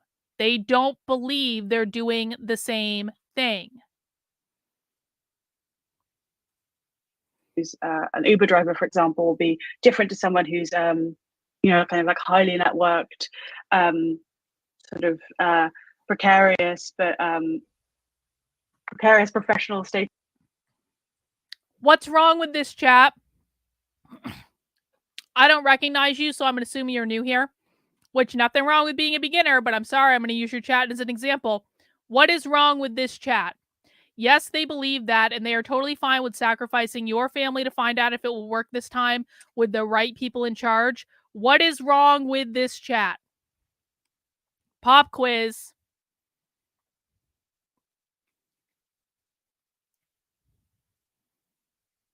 What's wrong with it? Yes, they believe that, and they are totally fine with sacrificing your family to find out if it will work this time with the right people in charge. What's wrong with this chat?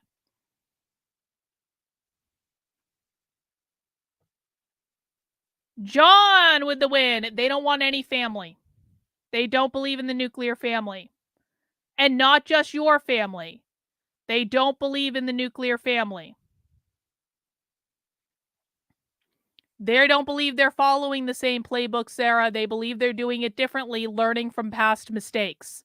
There are no families. They don't believe in families. Not even for them. They believe that this will be a collective, that no one will be in charge. They are abolishing all family, abolishing all family. Also, yeah, Alexis, it's not a sacrifice because they believe it'll work. No family. Right, all families, not just your family. They don't believe the family should exist. John, excellent, excellent, excellent. The family isn't a sacrifice. It's transcendent of the family model. Really good, John. Really good. Community over family. That's exactly right. The collective over the individual. The public over the privatized family. Because family equals capitalism. Oh, that's all right. That's all right. I just want to make sure everyone understands. I know you were taking our side. I just want to make sure you understand what was incorrect about the perception. Because if you don't understand what was incorrect, you can't understand them. Anyway, let's keep going. Just millennial kind of like online, like making sure that they have to be online all the time, right? The experience of that creep and that responsibilization and that feeling that you have to be the custodian of your social capital. You've got to be the captain of your little ship, right? That feels quite different in to different people, or the temporalities are different, but it seems like a general sort of. What makes you think you're going to have spouses? Did they have spouses in Brave New World? I'm not saying they're going to get rid of that entirely. I have no idea. But did they have spouses in Brave New World? No. Socialists like polyamory. A lot. A lot of socialists don't get married. They have partners, though. They may have more than one partner. They may have long-term relationships. They may have family-type units with any number of people living in the same family-type unit in a polyamorous relationship.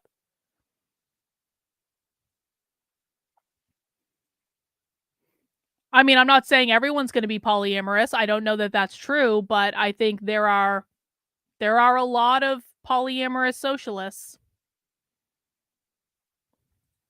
Ideological, but also quite like strongly material force shaping people's lives and experience of work. And interestingly, it's exactly this that a lot of workplaces really draw out, this sense of what a thing you work on is your relationship to yourself, your relationship to others, your relationship to the job, right? That's like a central object of work actually across the economy. That's not just something that's in these kind of like professional sort of more passion jobs. That's everywhere, right?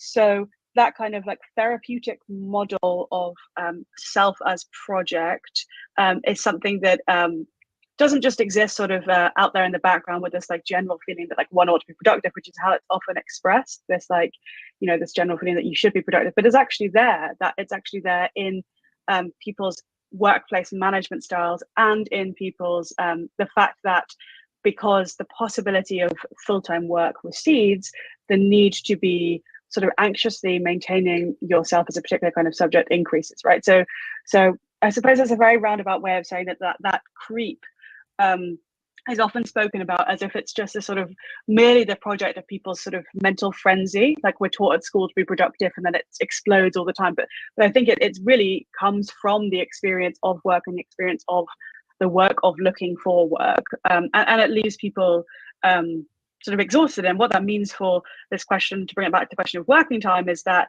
the quality of leisure time, of free time, of non-work time, whatever we want to call it, is so diminished because you either have that anxious feeling of needing to maintain yourself as a particular kind of subject, or in the cases of some bits of work, the direct intervention of your employer into your leisure time. So if you're on a 0 hours contract, the text saying you've got to come in for tomorrow, you've got to come in tonight, right? The fact you don't know what your schedule is for next week, or John, that's not productive. Perhaps most extraordinarily, but also most symptomatically, this leaked pamphlet from Amazon, an Amazon warehouse in the States, where people were told to treat themselves as industrial athletes, which meant when you were at home, when you weren't working, eat a particular thing, sleep a particular amount, do a particular way of embodied maintenance, basically, right? So it's that creep of none of your time being your own. It looks very different for different jobs, different sectors of the economy, but I think it's fair to say that this is a a generalized state. Unfortunately, we are faced with a very the liberal public discourse around this just says, okay, focus on your relationship to work, just take a step back, maintain that slightly less nervously, but you're less anxious about work, and that's it, right? And there's a worry that this becomes the dominant one, and we lose sight of, okay, what changes work? What's the only thing that's ever really changed work? Well, unions, right? That's what shaped everything in a workplace, from that struggle between pretty much every single union effort you see comes from these people. I hope people realize that. These people are the union organizers, and they want all unions to be like the teachers' unions, which are like basically like it's government employee. Like, I mean, they want all unions to basically be controlled by the state, essentially. I'm not saying teachers' unions are controlled by the state, but teachers' unions are government employees. And Randy Weingarten and the ATF and the NEA work very closely with the Biden administration to work against the communities. Oh yeah, these guys are the unions. These guys are the union organizers.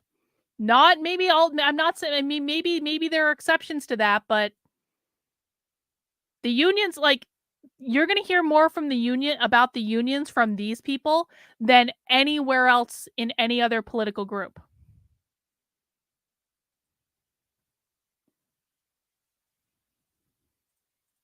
Workers and capital that shaped every single thing we can see, right? Yes,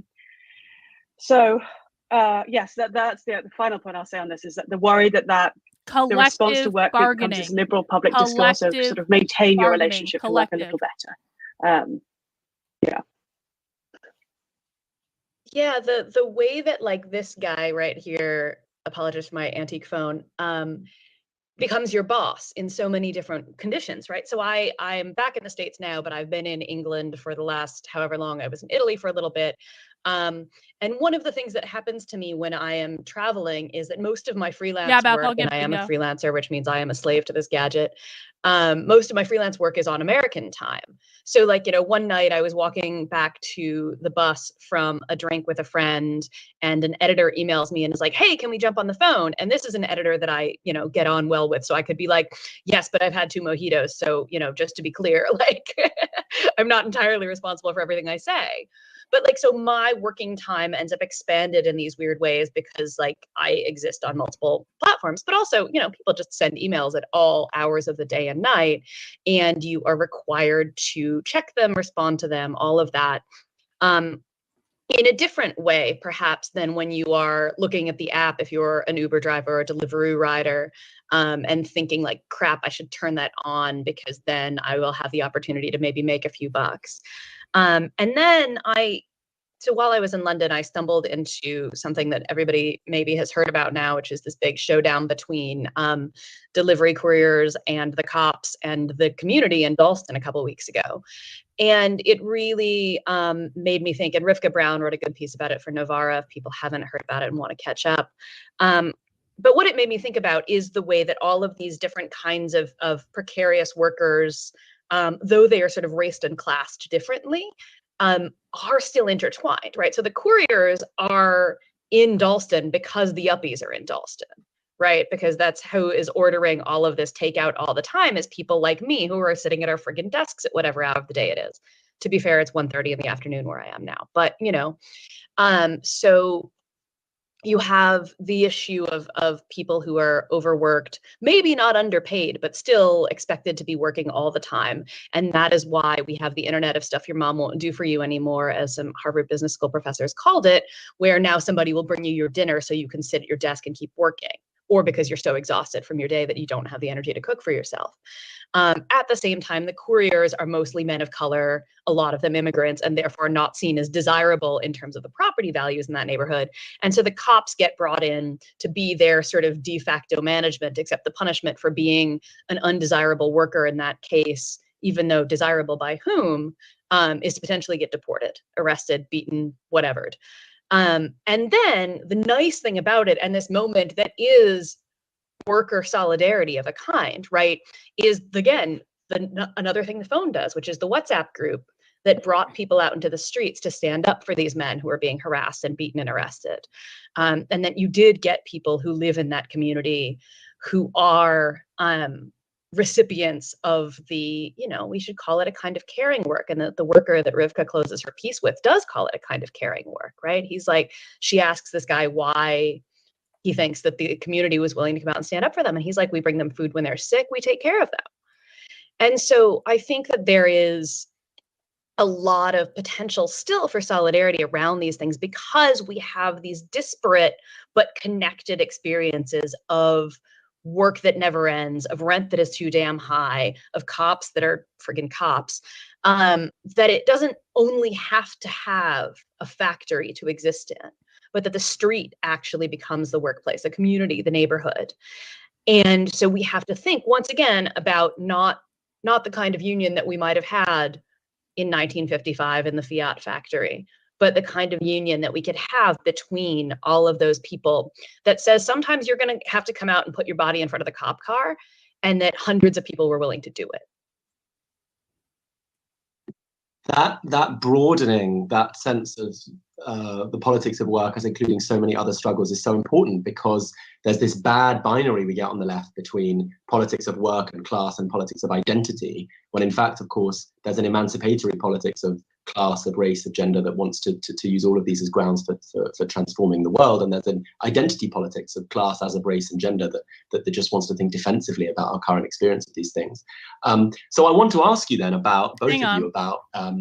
Sarah, do you think it's a mistake that they forced you to join the union? Isn't the collective easier to organize when people are forced to be a part of it, or you don't have a job? I mean, it's not solidarity in like the way that these people would say it, but it is a forced solidarity. It's a forced collective. And maybe they hope in the course of them forcing you to participate in the collective that you'll be turned on to the success of the collective, how the collective can help you. Maybe they start to turn you. It's not a coincidence that they force people to join unions. This wasn't started this wasn't started to support workers. This was started to get rid of work.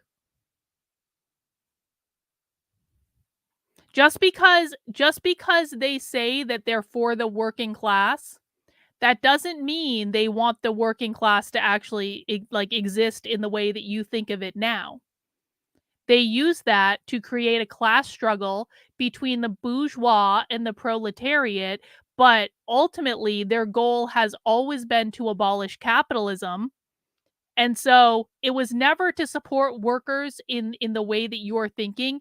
It was always to exploit the workers versus the bosses as a way of bringing about their Marxist revolution.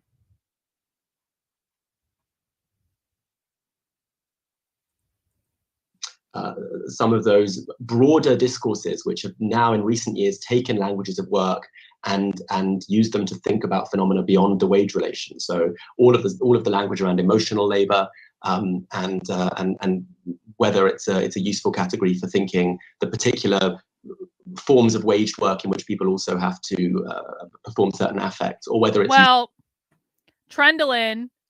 Maybe people in the chat can state the 4 goals today. Does anyone want to take a stab at what are the 4 goals of the woke left, guys?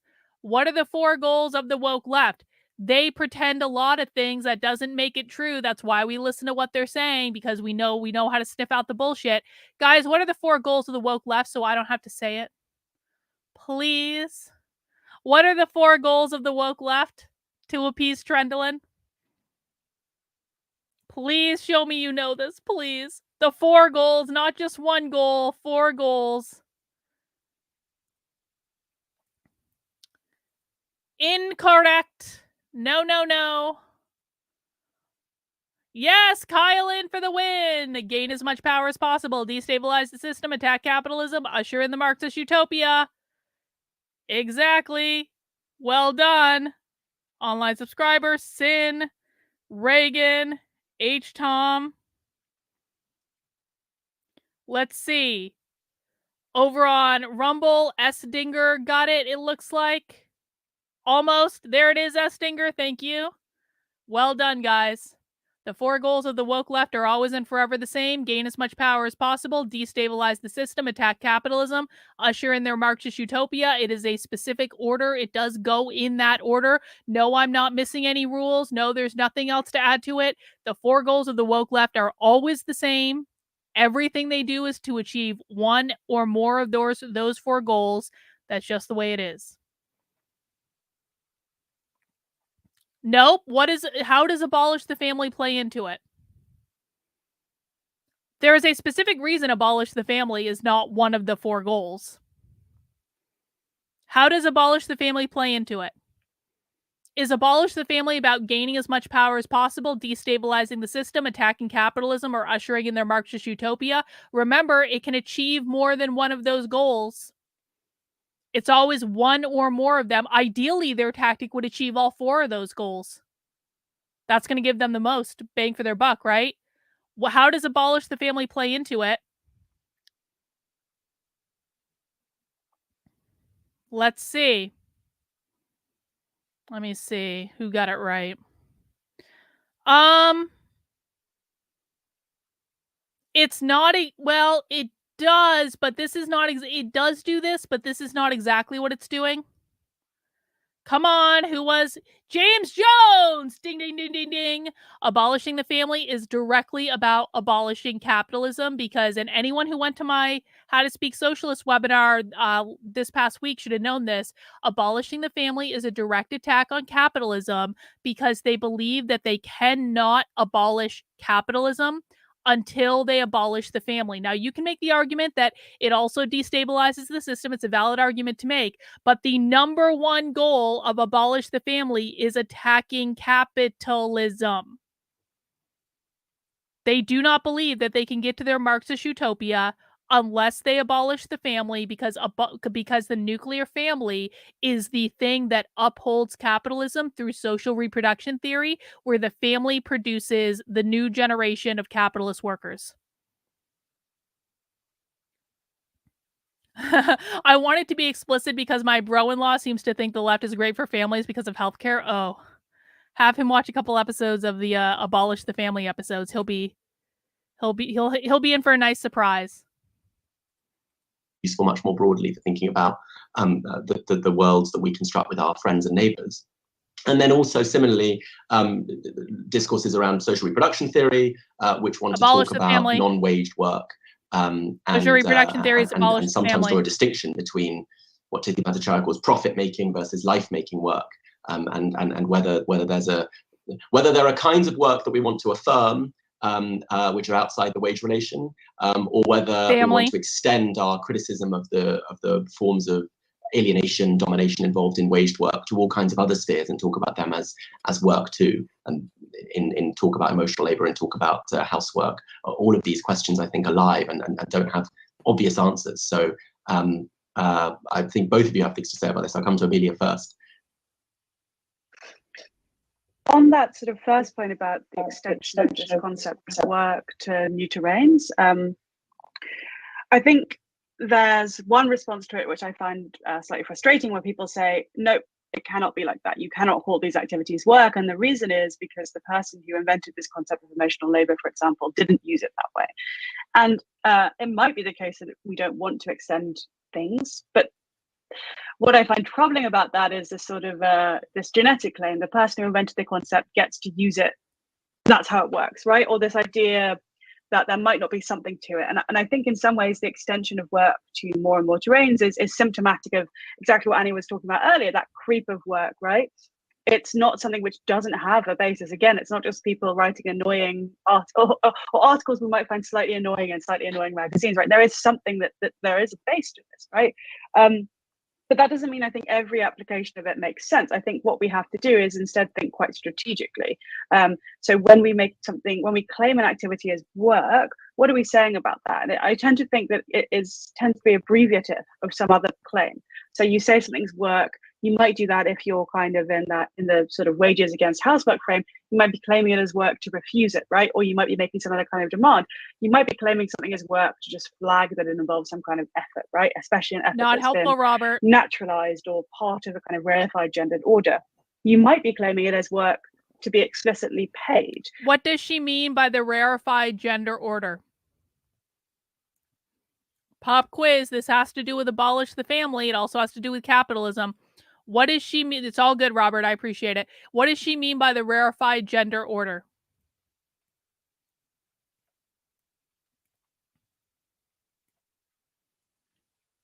The very good, Beth. The gender binary, which was created by capitalism in order to keep women in oppressive gender roles in the home doing the unpaid labor of raising the family. Very, very, very good. And how do they want to attack the gender binary? With queer. Exactly. With non-binary. Exactly. That's how they are attacking the gender binary, which again is a direct attack on capitalism and a direct attack on the nuclear family. And now you see these kind of things, right? You see some people saying, posting this tweet thread is work and therefore you ought to pay me. But that's not the only formulation of this. And I think people get carried away with just how frustrating those kind of it's work, pay me claims are to end up making a sort of flattening point about. Hang on. Happy Turtle over on Rumble says the family predates capitalism. It doesn't matter. It doesn't matter. And they would argue that it doesn't. This is about understanding what they believe. It's not about agreeing with what they believe. It's about understanding what they think. It's not about debunking it. Every time you guys try to debunk things, it just wastes time understanding what they think. So they do not believe that that's true. They believe that capitalism created the gender binary, which upholds the nuclear family. And if they get rid of the nuclear family, they're going to be able to undo capitalism. Work claims in general, because it might be the case that some of these claims to work can create a political bloc, can draw attention to some kind of hitherto underestimated or obscured aspect of social reality. And there's a much more banal point, which is that the theorizing of work has a real head start on the theorizing of non-work or activities commonly considered non-work. You have like a 100 extra years at least, right, to really think seriously about this activity. So some of it might just be thinking, okay, well, what analytically do we get from this claiming of something as work, and that might just be it's a framework that's at hand. So I suppose what I really want to say is that people get very het up about the sort of extension of work to more and more things, and I think they're wrong to, but that doesn't mean that we shouldn't think what's going on with this, right? Like, what is happening when something's being claimed as work? We shouldn't we shouldn't base our politics on what the most annoying sort of random I don't know, you realize that these people are probably just like American teenagers, right, posting some nonsense on Twitter, right? We can't base our politics and what we think critically about concepts and categories and frameworks and politics as reacting to the kind of nonsense tweets. We've got to think seriously about what does a claim to work do. And as for that second point, I think you really hit the nail on the head there, Bonnie. There's a very useful corrective in this sort of thinking about the total provisioning of activity, total provisioning, right? How are needs met in general? How is the sort of consumption or reproduction side of that circuit of capital? How does that happen, right? And moving the focus just from. Did you just hear what she said? The reproductive side of what did she say? The reproductive side that supports capital. I'm pretty sure that's what she said. Here, let me go back a little bit. She said the reproductive side that supports capital. Tendency to say that's the good stuff, that's the caring good stuff, and that's the bad stuff. And I think we can see this in Sarah's example, right? In a sense, there is care being done in relations or bits of work that we might not ideally want to have exist, right? Do we think that people should be able to order someone on their phone to bring them food, right? What does that mean, right? Is all care work? We want to perhaps avoid a simple valorization of all, I mean, not valorization just in the sense of sort of placing esteem, assuming automatic good valorization. I think I went by it. Where did she say it? There it is. Is the sort of consumption or reproduction side of that circuit of capital. How does that happen, right? And moving the focus just from the reproduction side of the circuit of capital. What is she saying? What is it? What does it mean when she says the reproduction side of the circuit of capital? What does that mean? You guys know the answer to this. I know you know the answer to this.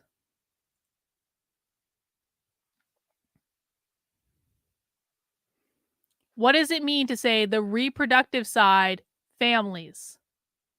Even more than that, having children, families. It's having, exactly, Sarah got it, giving birth. The reproductive side of the circuit of capital, giving birth.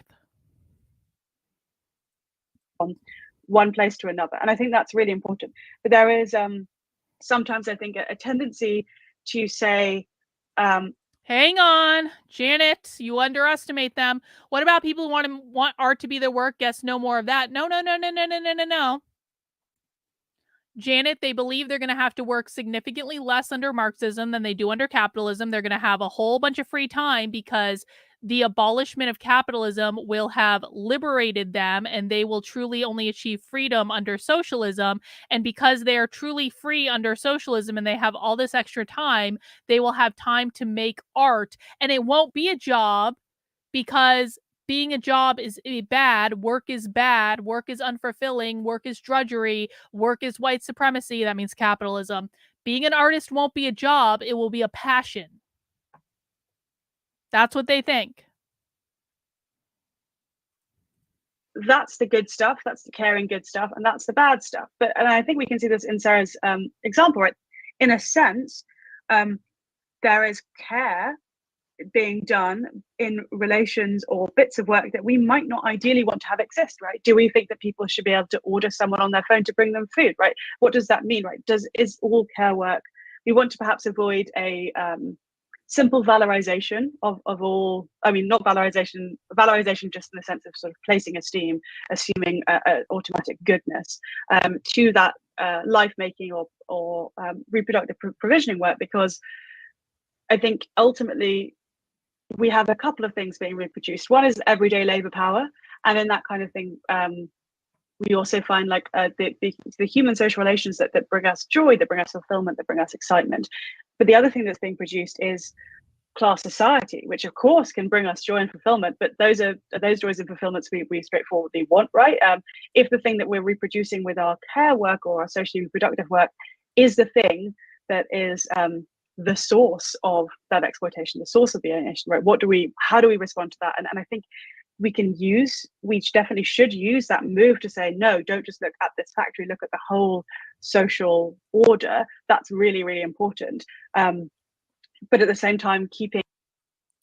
Tom says, if birthing a child equals a continuation of capitalism, how can they end capitalism without ending the human race?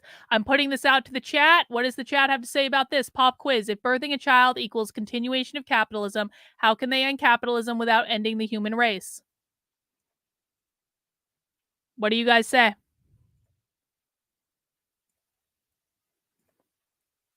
Tom, it's important to understand why they believe that the nuclear family supports capitalism.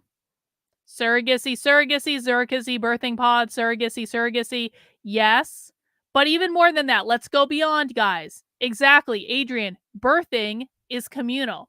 Who's going to raise the children? I mean, maybe they'll be assigned to a family like in The Giver, but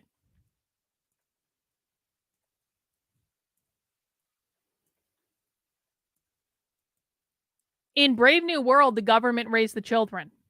In The Giver, the government raised the children partially and then assigned them to the family. In Logan's Run, the government raised the children. The collective will raise the children. The commune will raise the children. The community will raise the children.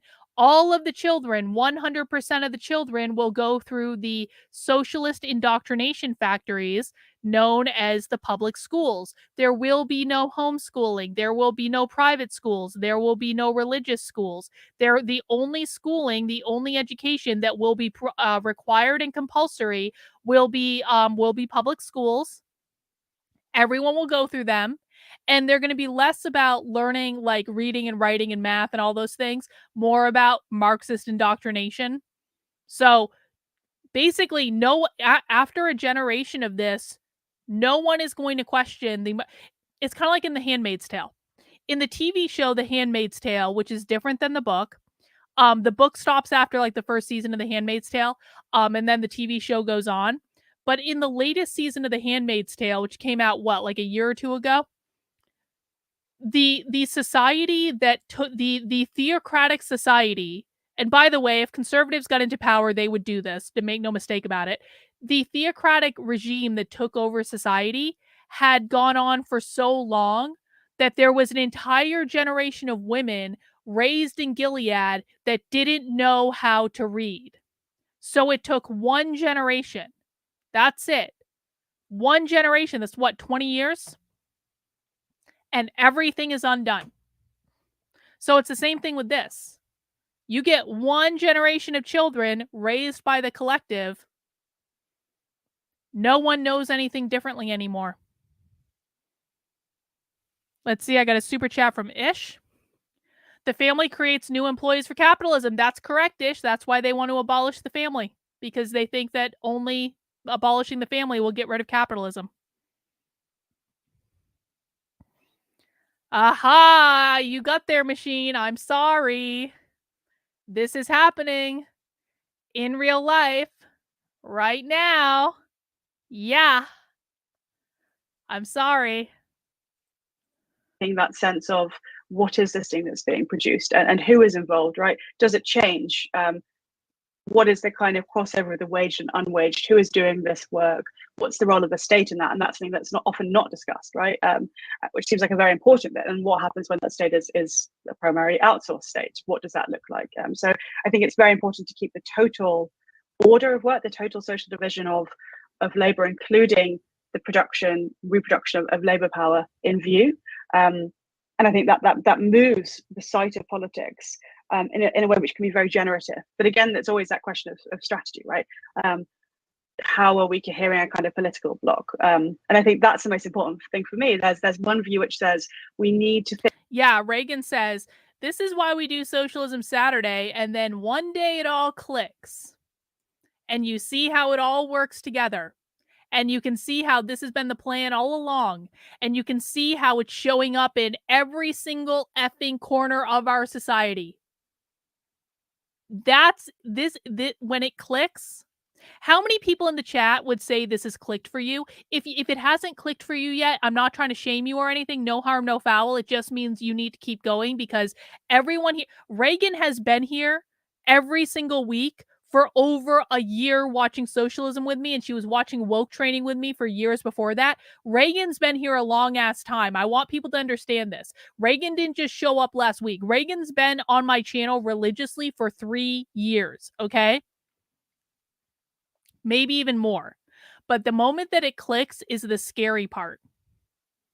John, it clicked for you last week. Oh, yep. Sin, it clicked. Julia, it clicked. Bot says 70% click. After a year, it clicked for 2 ladies. Well, Noah, I'm still not convinced that you get it based on your contributions to the chat. There are a lot of people who think they get it, mostly conservatives who haven't really listened. You haven't convinced me that you actually get it yet, if I'm being very honest about it. Mark said it clicked months ago. Ninja, it clicked for you.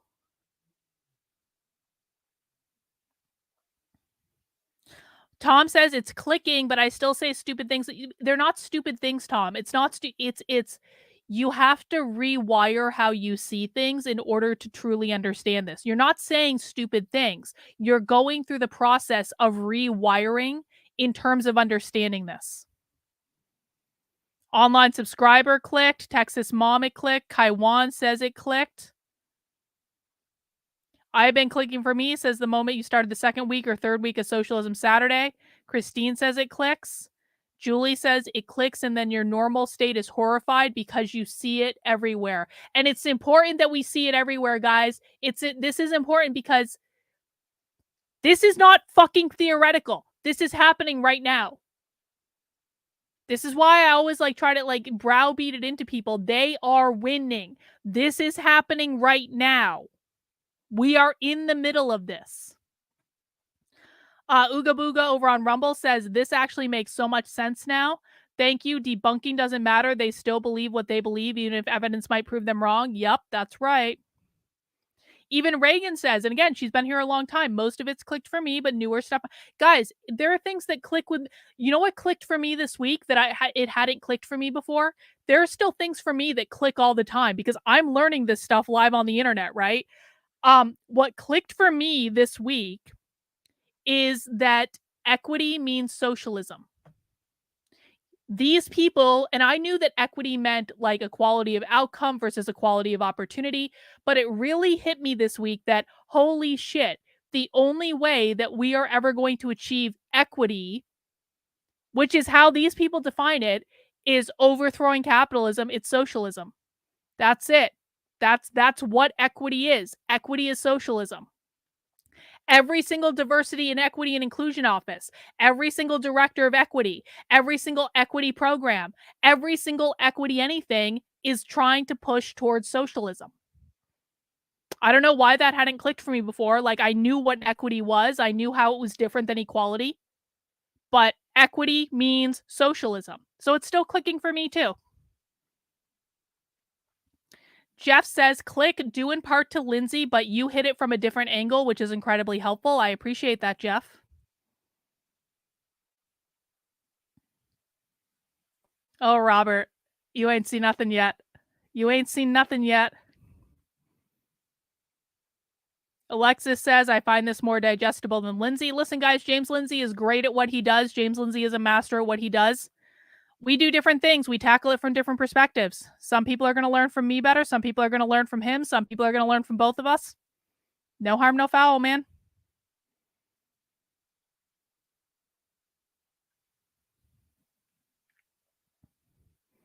How long do you think before all this happens? 10 years. 10, 20 years, maybe. One more generation, that's it. They've got Gen Z. Gen Z's gone. And they're not going to grow out of it. I know conservatives are betting they're going to grow out of it. They're not going to grow out of it. So I think the real pain is going to start in about 10 years. No joke.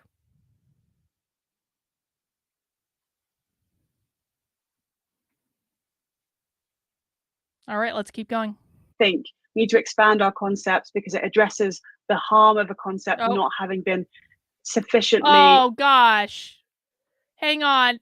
Jeff, thank you. I appreciate that. I'm more fun than James Lindsay. James Lindsay has a lot of fun. I mean, I can't watch his content anymore because I don't want to be influenced by him, but he seems like he's having fun. I like it when James Lindsay argues with the Christians. I think that's pretty great. But thank you, Jeff. I do appreciate it.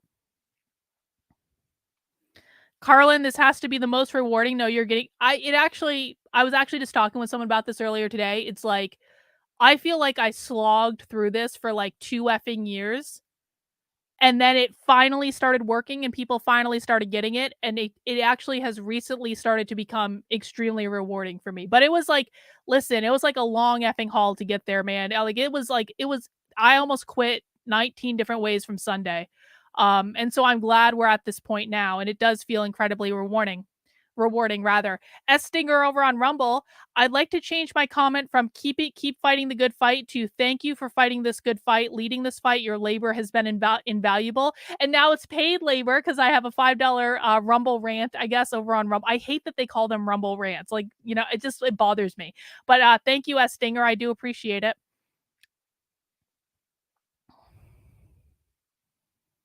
And then William, appreciate everything you're doing. The information you're covering is so important. I'm learning more with each video. I'm loving your Substack. Thank you, William. I really do appreciate the $5. Guys, if you appreciate what I'm doing, Please make sure you're subscribed to the channel. We do Socialism Saturday every Saturday at 6 p.m., but I also do streams throughout the week, Monday through Friday at 5 p.m. as well. I hope you'll be able to join us for those. Please make sure you've mounted that like button for me. Please make sure you are subscribed to my Substack, which is Carlyn, Karlyn, .substack.com. And it might be terrifying, but isn't it better to know what's coming than to be surprised by it?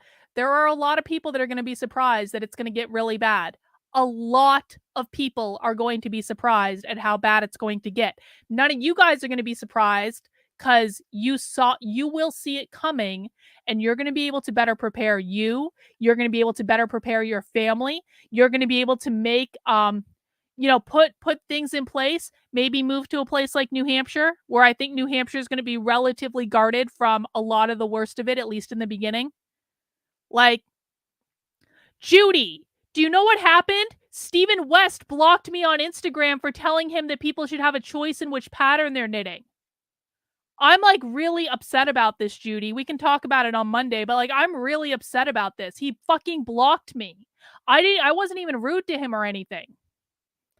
I said, "Can we have a choice, Stephen?" And he fucking blocked me. Anyway.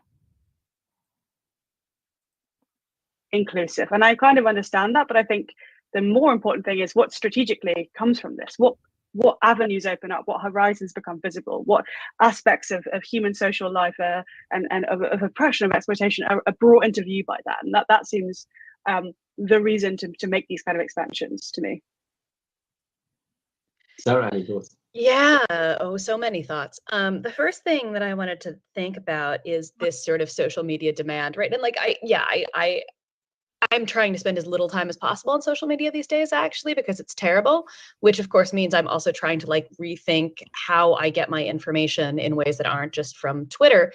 But when we are making demands, when the Wages for Housework movement was making demands of wages for housework, right? They were thinking a lot about who they were making those demands of and on, right? It wasn't like my husband should pay me, because that is already indirectly the system that they had, which was bad, because it made your husband your boss, which is a bad recipe for relationships. And so when we're thinking about like the demands on social media that this is work, we're not wrong to say that tweeting and Facebooking and Instagramming or whatever is work. It is literally producing value tweet by tweet for these jerks. And now we just saw, how much Elon Musk was willing to pay to buy Twitter, $44 billion or so. And now you can get paid on Twitter. I get paid on Twitter. It's great. That every time. Right? So who are we making the demand for wages of? It shouldn't be each other, right? It should be, we should own the means of fucking tweet production, right? What would it look like if these were public? We should own the means of tweet production. See, she doesn't think that she has to, sign up for Twitter Blue and make a concerted effort to build an audience and do any of these things in order to get paid on Twitter. She thinks that she should just own Twitter by virtue of the fact that she's tweeting. I mean, at least I like signed up for Twitter Blue. I don't get paid a ton of money on it, but I make more than enough money to pay for my Twitter Blue subscription. I'll tell you that, for like the 2 accounts that I have a Twitter Blue subscription for. Noah, have you ever covered Hannah Dyer, queer theorist? She has some doozy quotes on her goal to smash fertility of children. No, I have not, Noah, but I'm going to look her up, and I do appreciate the recommendation. Thank you. What would be different about them if it was public? Pretty much everything. I was trying to write an article about content moderators' work recently, and the editor wanted me to talk about Web3, which I didn't even know that they were calling cryptocurrency Web3 now, but whatever. So the way that we think about like who the demand is being made on when we're talking about something being work or not being work is worth bringing back into the conversation. Then, yeah, I think the challenge of all of this stuff is thinking dialectically, right? But like the way that concept creep, we sort of try to, as Amelia was saying, we sort of try to solve it by like defining it, and this is always how we're going to understand this thing, doesn't reflect the way the world works and the way that we think in community with each other. But I've been spending a lot of time lately thinking about something that I will absolutely fight you is not work. which is grief. And the reasons that it is disruptive to capitalism are precisely that you cannot work at it. And we tend to talk about it in these ways that imply that you can. So you need to take time to grieve, you need to process, and you need to whatever. And anybody who has ever been through this knows that there is no taking time to do it. It's great to have time, and we do need that time, but like, it's not going to work on a timeline. So Barnaby will know what I'm talking about when I talk about Jewish custom. So this presentation from a year ago is from a year ago. And this past week, we saw conservative Twitter being outraged about the fact that an Antifa BLM activist had a GoFundMe to raise money so that she could mourn without having to worry about work. Rather than paying for a funeral or giving it to his family or anything like that, she raised all this money so that she would have time to mourn where she doesn't have to go to work. This is aligning exactly with what Sarah Jaffe is saying, because Sarah Jaffe's saying, in our society, we don't have time to grieve. We don't have time to grieve. We have to do all this work. We have to do this and that and the other thing, and we don't have time to process the emotions and the feelings of grief. Sarah Jaffe is explaining why conservative Twitter didn't know what the F they were talking about when they were outraged by the fact that a BLM Antifa far-left socialist activist was raising money to allow her time to grieve. Now, you might not agree with this particular take. Whether or not you agree is not the point. The point is that there was a reason for it. It was predictable. There was a reason that she's not paying for funeral arrangements. There was a reason she's not giving it to his family. Because and this is actually, I mean, I kind of like actually appreciate this to some extent. They think there's value in giving people time off of work in order to be able to grieve.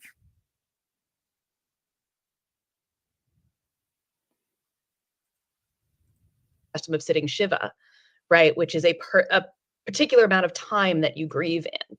But again, like, grief's not going to be over after that period of time is done, right? And it will come back when you least expect it. And like, believe me, it's really inconvenient that way. And so I think one of the real challenges in thinking about how to write about this aspect of being human, right, is to try to break it out of these frameworks of work, which are the thing that, you know, I have been thinking in and learning in and writing in and theorizing in for 20 something years of my life now. So it's really, really hard, right, to think about things that are not work, because this is my tendency, is to always think of them as work, and to always think about like, what is the usefulness of bringing a sort of Marxist framework of thinking about work to everything, to relationships, to whatever.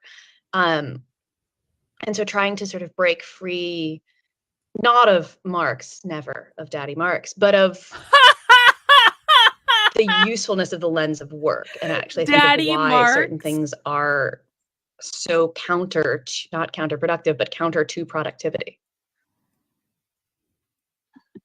Well, since you mentioned Daddy Marx, there is, it seems to me, a big difference that happens with older ways of talking about work on the left, once we allow this concept creep, or once work becomes our subject, as it has been throughout this conversation, rather than the worker, and rather than some specific subject called the working class. I'm sorry. We have to go back and watch that again for Rottweiler, because Rottweiler's internet died. Rottweiler is like so good, and he gives us so much value in the chat. We cannot deny Rottweiler of this moment of Daddy Marx. Okay, we have to go back and watch that again, because that was effing hilarious. I'm going to do this super chat first.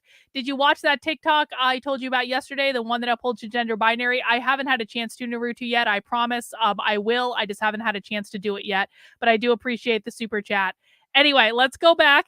Yes, Rottweiler, she unironically said Daddy Marx. She did. We're going to go back just for you. Just for you.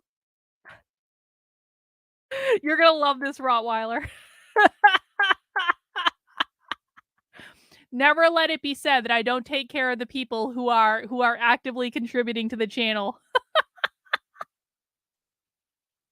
Relationships, to whatever.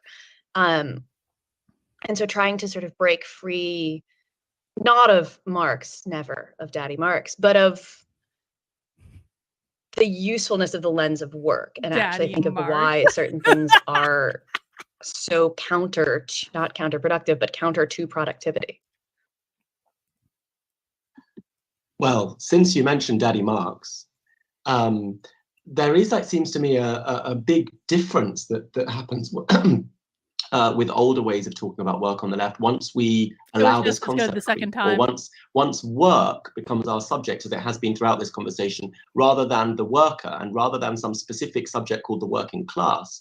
The old claim was, Marx's claim was, that though lots of people through history have done all kinds of work, there's something particular about the work performed by proletarians, the waged work from people who are doubly free, people who can sell their labor to whatever boss they choose, and also who are ironically, tragically free from the means to reproduce themselves except by selling their labor power. That, Marx thought, gave them a kind of emancipatory subject position. They didn't have any property to defend, nothing to lose but their chains. And so the initial Marxist interest in work was framed around an identification of a class that he thought had the power to emancipate everyone, to liberate humanity. And I think the ways we talk about work now are quite different from that. The ways we've been talking about work in this conversation are about lots of different experiences of work and the various kinds of miseries involved in them, and the kinds of immediate politics that might apply to wanting to change those miserable experiences, without the same grand kind of emancipatory claim that we've identified a subject that has a particular experience of work, which renders it the universal agent of redemption for all humanity. So am I right to see that change? Are these different ways of talking about work in different parts of the planet? That it might be that if we're talking about work in contemporary China, it's easier to identify a proletariat in the traditional sense, and things look more fragmented in the global north. I was really hoping, Dee, that I was going to have to talk about what's going on in Israel, because I have a very controversial opinion, which is I don't care. I know that's not what people want to hear. I don't care. I don't care about what's going on in the Middle East. But I will answer this question in earnest. How do I think the war in Israel is going to affect this? I think the neocons are going to come out and want to send lots and lots and lots of our money to Israel. And the socialists hate Israel, to be honest. The socialists really, it's going to be interesting to watch what the socialists do with all of this, because the socialists effing hate Israel. The socialists are very pro-Palestine. Which is interesting. Like, I do wonder what I do wonder kind of like culturally how it's all going to play out. But I really don't know, to be honest. Does this even affect anything? I don't think this affects anything, other than it's just another thing that's going to push us into a goddamn world war. Like we need a hole in the head. Right. So I guess I'm not really sure. If you guys have thoughts about it, I would love to hear it. But I'm kind of in the I'm sorry, it's very sad. A lot of people on both sides are dying. I don't think Israel is innocent. I don't think Palestine is innocent. I don't think we should be effing involved. Not our monkeys, not our circus, man. Stop giving other countries our money when they're fighting with each other. We're not involved. Naruto, should socialists be anti-homework for children in schools? I don't think so, because they'd use it to indoctrinate them further into socialism. I don't think so, Naruto, but interesting question. I do appreciate it. And then I had another super chat, I think, from Ish. Ish, thank you. If you take equity, keep the definition that some, but change the referent from all to only minorities, disabled, and so on, and you will have the exact method used by CRT. Same with diversity. I'm not sure I agree with you on that, because I think that equity is CRT. Like, it's the same thing. It's just calling it different words. You cannot have critical race theory without equity. You can't have equity without critical race theory, sort of thing. But I think it's an interesting perspective, and I do appreciate the super chat.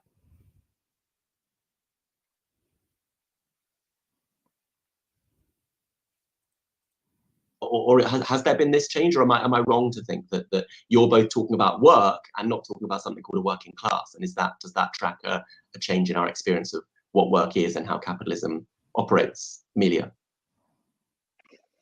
I think that's a great question.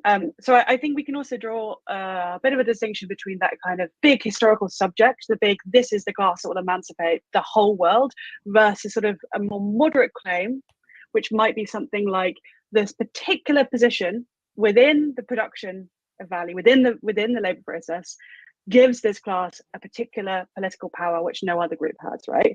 And I think it's fair to say that there are moments of each shade in Marx and Engels, right?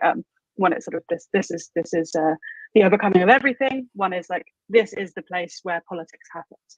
And I think with that second kind in mind, well, what do you do in a situation where the majority of work in a particular society doesn't have that feature? What do you do, right? So there's an interesting discussion of this in Jason E. Smith's book on automation, on, I think it's called something about machines and service work, basically.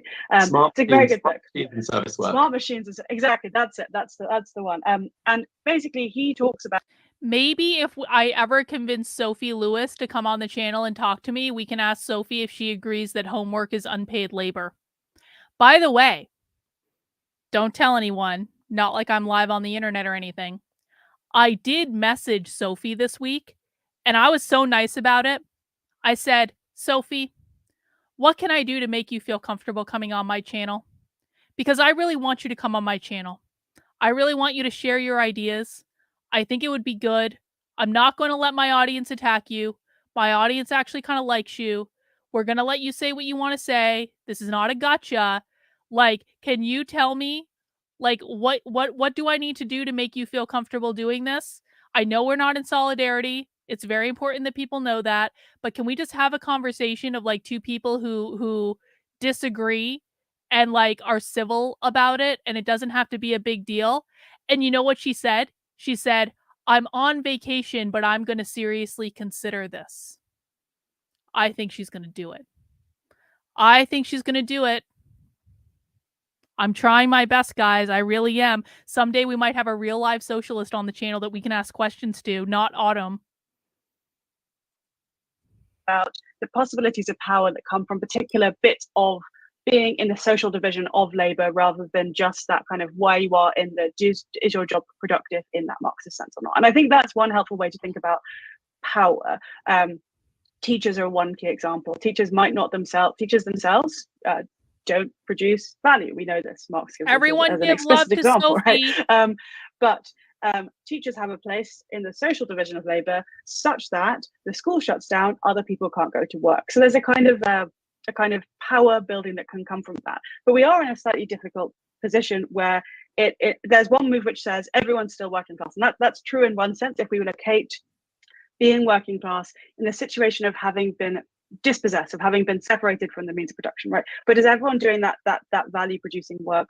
Well, it looks quite different in a society like ours, where a lot of work is not productive in that strict sense, right? So what does that mean for the potential power? It might mean you have to look in different places. It doesn't mean that you abandon that sort of fundamental tool of building the power of the working class, but in terms of the sort of the point of the power that comes from the point of production, if that's mainly located Raquel. in other places, right? Which I think it's pretty fair to say it is. What do you do in the meantime? And the answer might be you look for strategic places within the social division of labor. You might think we'll focus on, that's one possible strategy. You might think we'll focus on the remaining bits of the point of production.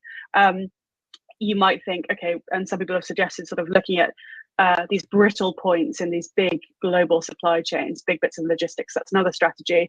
Another strategy is to say, well, you expand out from work in that more narrow sense to work in the more general sense. But you are in a tricky position if this claim is true, that power, not in the sense of the first kind of emancipatory universal subject you spoke about, Bonnie, but the second sort of more mild claim that a particular political power comes from being at the point of production. What do you do when the majority of work in the country you're in isn't like that? And how do you change your politics as a left that still sees the working class as a important subject by virtue of that relation, by virtue of that position, rather. Does anyone think this system will last longer than a couple of years once they get power? Yup, it's going to last a long ass time when they get power. And I'm not even going to say if. When they get power, it's going to last generations. It may fall apart eventually. It probably will. But it is going to last a good long time. And everyone needs to really come around to this. Everything that the conservative media has taught you about this is wrong. They don't know what they're talking about. as evidenced by the fact that they're already winning. They're already winning massively. The Soviet Union lasted a long-ass time. China has lasted a long-ass time. North Korea has lasted a long-ass time. Cuba, still going right now. Like, these things last a long-ass time. It's not just going to be a couple years, guys. Naruto, for those who might be new here, if you find them boring or bland, that's the point. They want to bore you into letting your guard down. That's exactly right. We talk about this all the time. They want to bore us into not listening. It's why we do things like knit and drink and banter and stuff like that.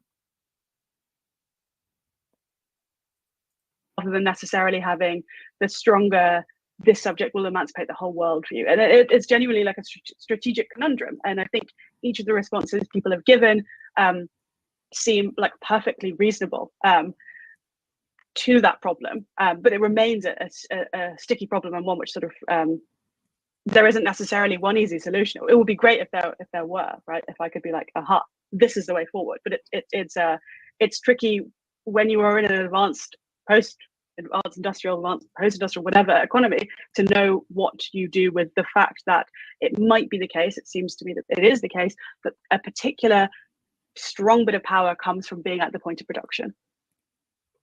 Sarah, you are, among many other things, a labor reporter in mostly the contemporary United States. Do you see miserable work? Do you see an emancipatory thing called a working class? Do you see something in between? This is my moment when I note that the word proletarian doesn't mean working class. It means without reserves, right? And that, so I think this is, Comrade Joshua Clover is always harping on about this, but he's right? That it's actually important to remember that we're not just talking about workers. We are talking about those of us who have no option but to work or starve or beg, right? That we don't have another solution. I have this wonderful... So what she just said, this is actually interesting, that proletarian doesn't just mean workers, it means people who are forced to work in order to survive, who have no savings, no other way to sustain themselves, no backup, nothing like that. I mean, what I would tell them is start a business, but you know, that would be too bougie for these guys. Pull quote from when I interviewed Amelia about her book, where I made her go into what was primitive accumulation and why it had done you dirty. Because I think, and I say this as a labor journalist who spends all of my damn life writing about work and interviewing workers, we can get lost in the trap of thinking about work as the only place of struggle worth imagining, and then certain kinds of work, and then blah, blah, blah. Once I got into a really annoying argument with a guy who wanted to parse out the difference between domestic workers who work for a for-profit company and therefore are producing some sort of value in that traditional sense, and domestic workers who are hired directly by a family and therefore are not really producing value, but are freeing up someone in the family still to go to the kind of work that maybe is productive of value. And that somehow he was saying that this would be massively different in terms of strategy for how you would actually organize those workers. And other than like some of them have one particular employer and others are scattered among many employers, I think that's bullshit.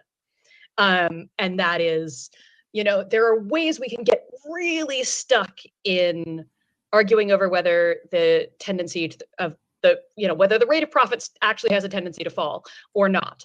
And not think about where people actually are. And my job is to talk to the people. So that is, you know, the real challenge. And like, I could be an asshole and say to the Amazon workers who just won this absolutely stunning. I feel like Ooga Booga, you've been on Socialism Saturday before, and I feel like I have to answer this question every single week. This is from Rumble. This lady literally just showed a book she wrote for sale for profit. It's all very flooring. Why are socialists allowed to participate in capitalism according to the Communist Manifesto? This is another thing I'm going to beat out of conservatives if it kills me, is this inclination to say, why are you being a capitalist if you're a socialist? There is a specific reason for this. It goes back to the Communist Manifesto. Why are socialists allowed to participate in capitalism according to the Communist Manifesto? Conservatives have got to stop using this as a gotcha. If I talk about this every goddamn week, I will. Why are socialists allowed to participate in capitalism according to the Communist Manifesto? Because they're allowed, Adrian says, because, hang on, my StreamYard's being a little slow, because they're allowed to participate in capitalism to further socialism, because capitalism is the system they live in, they need to subvert it from the inside, they have no choice, they are allowed to use capitalism against itself, survival, because they live in a capitalist society in order to survive, it's all they have, they can use it, it's the system that they have to live in. Exactly. S Stinger over on Rumble got it, because they need to be able to live. They live in a capitalist society, so they have to survive in a capitalist society. There you go, Ooga Booga. Victory in an Amazon warehouse that, well, most of Amazon profits come from Amazon Web Services, which is true, which we are probably like using now. We're on Skype, so that's Microsoft. But like, I'm sure Jeff Bezos has his fingers in this somewhere.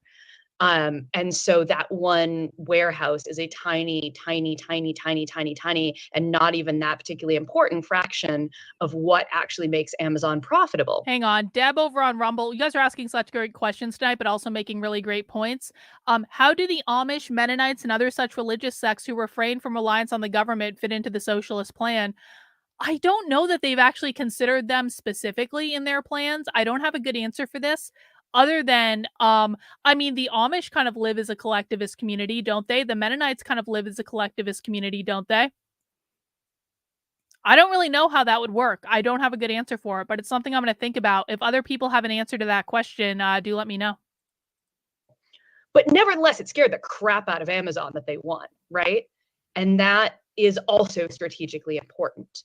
And so, not that I don't think that these questions of value and production are incredibly important, and they are, but that when we are talking about the liberation of this thing called the working class or the proletariat, we have to actually think about, like, what are those people's lives like? And that includes getting beaten up by the cops trying to do your damn job on a Saturday night. It includes not being able to pay the rent. It includes your job being so completely freaking. Rottweiler says, and I trust Rottweiler because he makes really good contributions and knows what he's talking about. The regime would roll out the tanks to expropriate Amish lands in a heartbeat. I've heard them saying that. So basically, they would force all of those communities to be rolled into socialism and steal their land from them. Makes sense to me. Miserable that you want to kill yourself, right? It includes all of these conditions. And those are, again, they're places where we can build solidarities that then are useful in terms of thinking strategically, right? I don't think that, I mean, anyway, we don't have the power to do that, us on this call. Like, it's great, but, 100 years of Trotskyist, parties have not actually managed to put a strategy into work, into action. I guess, no matter how many theoretical discussions I had, at some point we have to be out there looking at how people are actually living and organizing themselves and thinking about, okay, how can we help this? What can we add to it? How can we help connect these people to these people over here, to these people over here, to me and my actual material circumstances, which also suck, right? To my condition of having this be my boss. That these are things that, if we narrow too much, I think we miss a lot of spaces where we have power. Yeah, there's a strangely kind of one-sided telling of capitalism where it's the production of value. But of course, capitalism also requires the realization of value. It has to sell its commodities. It also requires value to be produced. So the story of volume 1 of Marx's Capital is production, but then you've got to realize your value. You've got to sell it. Because if he hadn't had the, bad sense to die early. Hang on, got a super chat from Naruto. I almost went to a Mennonite church recently. Their website is filled with social justice stuff. Well, they're being co-opted by this stuff too, because they think it's what they need to do to be good people, get next to God, stuff like that. How sad though. How truly and sincerely sad. Visit Amish country while you can, because it's actually kind of cool. I have Fun fact, I have a whole bunch of like Amish textbooks that I bought when I visited Amish country in Pennsylvania. I bought them in like an Amish store or something. I even have a whole book about why they shun people and the proper procedure for shunning people. Okay, Rottweiler also says Mao did the same to wealthier farmers during the Cultural Revolution, so the historical precedent exists. That makes sense.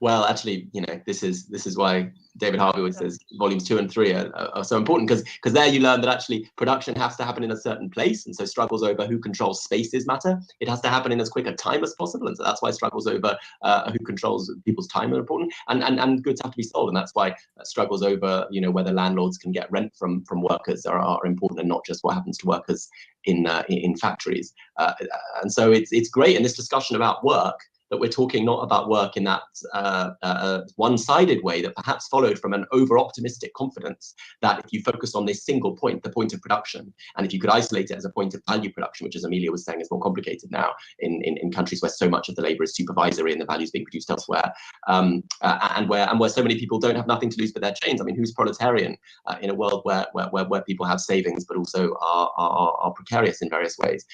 The sites of their precarity and the sites that capital needs to reproduce itself might be more multiple than just the factory or the call center. Annie has been joined by my wonderful goddaughter, Annie's daughter. Did you want to comment on this, Annie? Yeah, actually, well, I did have a question. It was a bit of a pivot. I've been like a bit yeah, a bit flustered. No, I think that what I wanted to do, just kind of conscious that we have some questions in the chat. That we Oh, also yay, do want to Q&A, ask, the but I best had part. A big question that I wanted to ask, which again is another pivot. Apologies, I'm pivoting a lot tonight. Well, I'll give it to Barney, and we'll ask some questions from the chat. So I guess one of the things I wanted to kind of like think through is like, what is the left up against? And I think that a lot of the time we kind of focus in the discussion of what the left is up against on bosses and companies and like union busting lawyers who get hired to come and like ruin our efforts. But I think that maybe on some deeper level, there might be something which can be said of, hey, Bubba, do you want to sit down? There might be something which can be said of, I guess if we're thinking about this kind of often repeated like line about neoliberalism making us all like brands, right? And how like so much of family like for me, what but ties not people for to thee. jobs, even where they think, oh, sorry, baby. So much of what ties people to jobs, even where they kind of like think of the job as shit, is the like possibility of some better job in the future. Oh, one sec.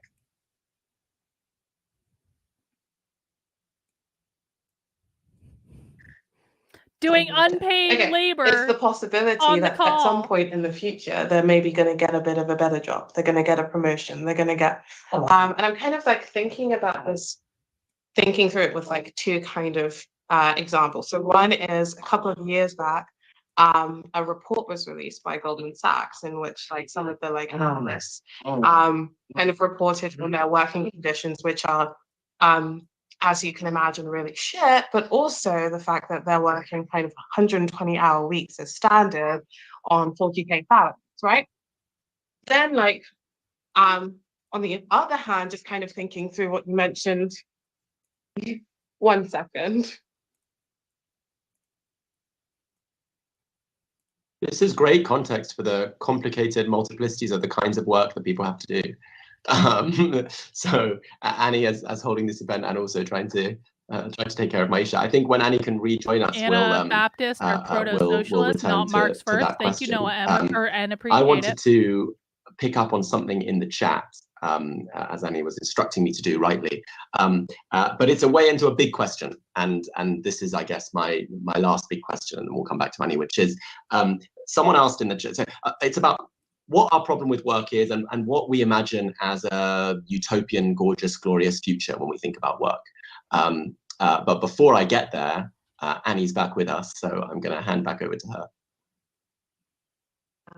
So sorry about that, guys. All right, so basically, on the one hand, thinking of this Goldman Sachs example, just thinking about how, like, when we conceptualize the idea of a work, if you break down 120 hours a week on a 40K salary, you're looking at very close to minimum wage, right? If not below. Then on the other hand, thinking about the example that Sarah brought up earlier of like working in a restaurant and everybody assumes that this is just like one stop on the way, like the idea that you kind of have to pay your dues in really shit jobs. And then at some point in the future, you're going to get this amazing job, right?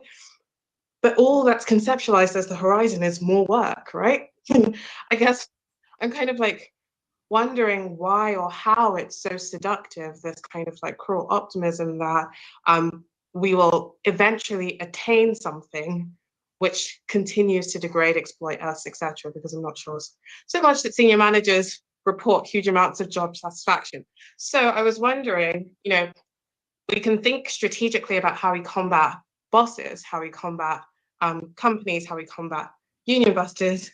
How do we combat this kind of like affective like control that work seems to have over the worker? That was a question worth waiting for. I'll go sorry. Yeah, you go first. It's a really fantastic question, and I think there's often this view that like people automatically don't straightforwardly don't like their jobs, whereas I think often it can be ambivalent, right? You might like some aspect, you might like another aspect, you might like some aspect, some relation, some kind of task you do, but not the whole thing. So, and I think this relates to another kind of there are these sort of like, doesn't even make sense to call them vulgar Marxism, but there are bits of some kind of run through various versions of apparently like Marxist ideas, and one is, in one sense, in a very banal sense, this is true, but it becomes much more complicated. And of course, one of these is the confusion about labor producing all value, right, in one particular way, or all like, and the other is this idea that the opposition of interest is always straightforward, right? Because of course, in the most background sense, workers and capital have opposing interests. This is true in the most general sense, right? But in any workplace, there are especially modern workplaces where the social relations at work are part of the management of work, the kind of workplace regime, part of the way in which that supervision of the discharge of labor power. Marx talks about the fact that it has to be done in the proper manner, right? So you have people watching you as you're working, making sure you're doing it in the proper manner, right? So you have in modern workplaces the creation of interests which are cohering, these interests which in the background are opposed, workers and capital. And some of that relates pretty directly to subjectification. Some of that relates to seeing yourself as a particular kind of subject, especially in that kind of like time delay thing you laid out, Annie, like in the future you'll get this. And of course we have this background hegemonic ideology of meritocracy, of this idea that you get what you... This background hegemonic philosophy of meritocracy. Do you guys know why the pop quiz? Why do socialists believe that individualism and meritocracy are aspects of a white supremacy culture? Remember, there was that display in the African American History Museum back in 2020 where they said that individualism and meritocracy and time and hard work were aspects of a white supremacy culture. Why do socialists believe that individualism and meritocracy are bad?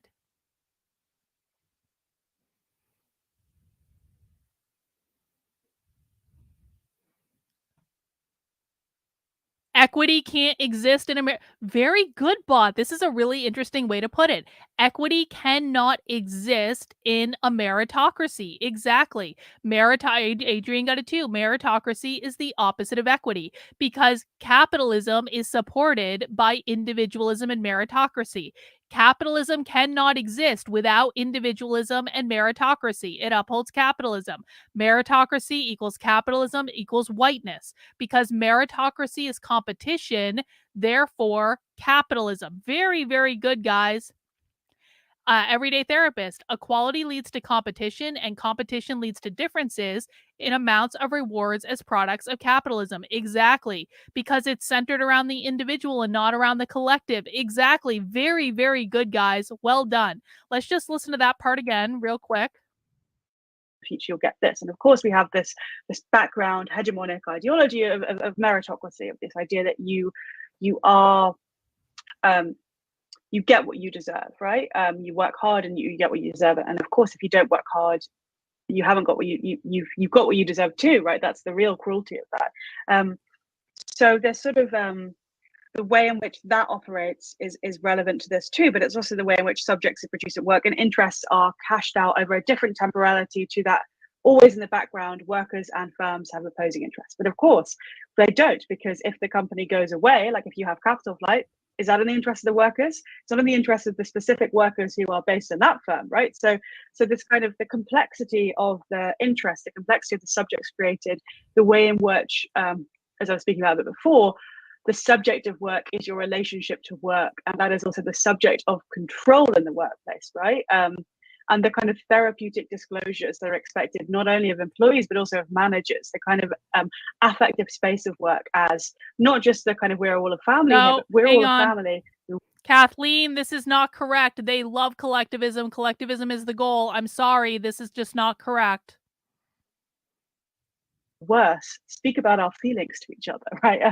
So that seems very important to the way work is carried out, and I think that has a really important effect on the creation of varying interests which go beyond. There's a kind of course you have this basic level of this opposition, but on top of that you have all kinds of things built, all kinds of subjects, all kinds of various short and long-term interests, and the notion of the career is one of those too. The notion of just one more year and you'll progress, right? And of course, not everyone can, right? This is the real, as you pointed out, I think the cruel optimism framework is perfect for talking about this, right? That the way that you promise this thing, it is impossible for everyone to get it. And that creates a possibility of control, a possibility of heightened exploitation, a possibility of heightened competition between workers as well, which is a further barrier. And I think this gets to the heart of your question of cohering people. And if you put that also in the background of a general dispersal of workers into smaller and smaller workplaces, well, it becomes even harder to bring people together, right? People see themselves as in competition with each other. They are in some strong sense, and they're far away from each other. They're isolated. That makes the challenge of the left all the more necessary and all the more formidable.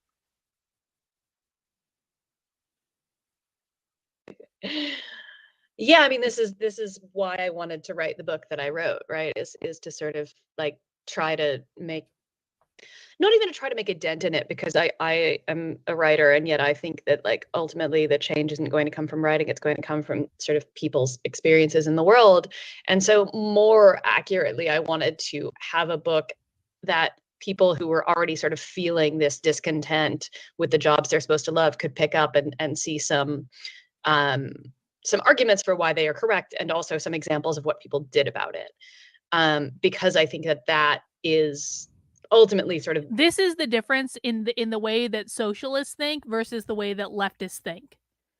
Socialists have all these publishers that are publishing all these books that specifically are designed to advance socialist concepts to people who are dissatisfied with the system for some reason, but don't necessarily know why.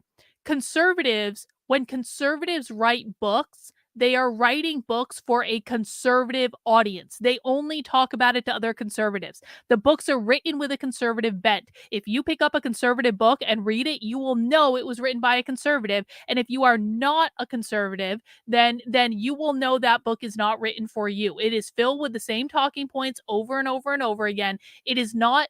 My point is this.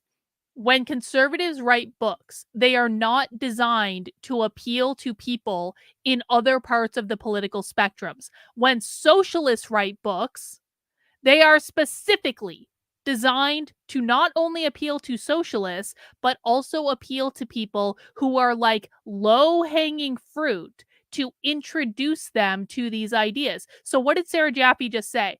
I wrote my book about why work sucks to people who might be disaffected about work, and I want to explain to them why they're disaffected about work. That's not socialism, right? That's not saying I'm preaching to a socialist audience, although she is. But she's saying, you know what? You hate your job. There are reasons that you hate your job. Let me explain to you why you hate your job. Kristen, exactly. The disenfranchised. The disenfranchised. That's the point. And that's what makes these people so much more effective at communicating their message, at recruiting new people to their cause, at organizing and all these things, because they are not just appealing to other people who already agree with them. They are specifically appealing to the disaffected. Sorry, Kathleen, for the misunderstanding. Appreciate the clarification. Not that one. Hang on. Kathleen was talking about the Anabaptist, not the socialist. Sorry for that misunderstanding. Appreciate it. The utility of what I do. It's not to convince people that work sucks, because they are probably already convinced of that in many cases, even if, and I literally start the book with the words like, I love my work, trying to head off the kinds of annoying questions that I've been answering for a year and a half about, like, well, but if I do like my job though, guys, literally I started the book that way. Because I think most of us, even my worst jobs, find something to enjoy about it.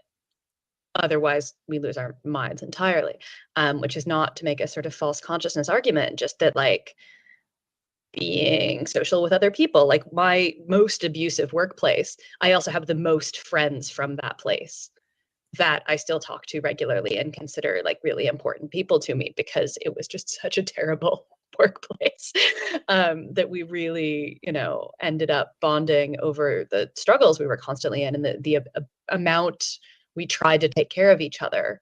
So, I think that there is a real challenge here, and also one that ends up being overstated. Like, I think unions will sometimes make the excuse that they can't organize this or that kind of work because the workers in it are this or that kind of person. So either you can't organize sort of middle-class office workers because middle-class office workers don't think they need unions, which is very much proving not to be true these days, or you can't organize restaurant workers because there's too much turnover and they're not, the right kind of We're workers, almost done, guys. Almost there. Hang in. That these understandings are often sort of too easy, and I tend to push back on them by, with admittedly often anecdotes, also data. But the way that we have to sort of think about this as an organizing question, right? Not just a theoretical one, but an actual, like, okay, do you love your job? What do you love about your job? What don't you love about your job? What could be better? Those are the obvious questions, right? But like, what would you really like to do with your time if you didn't have to work?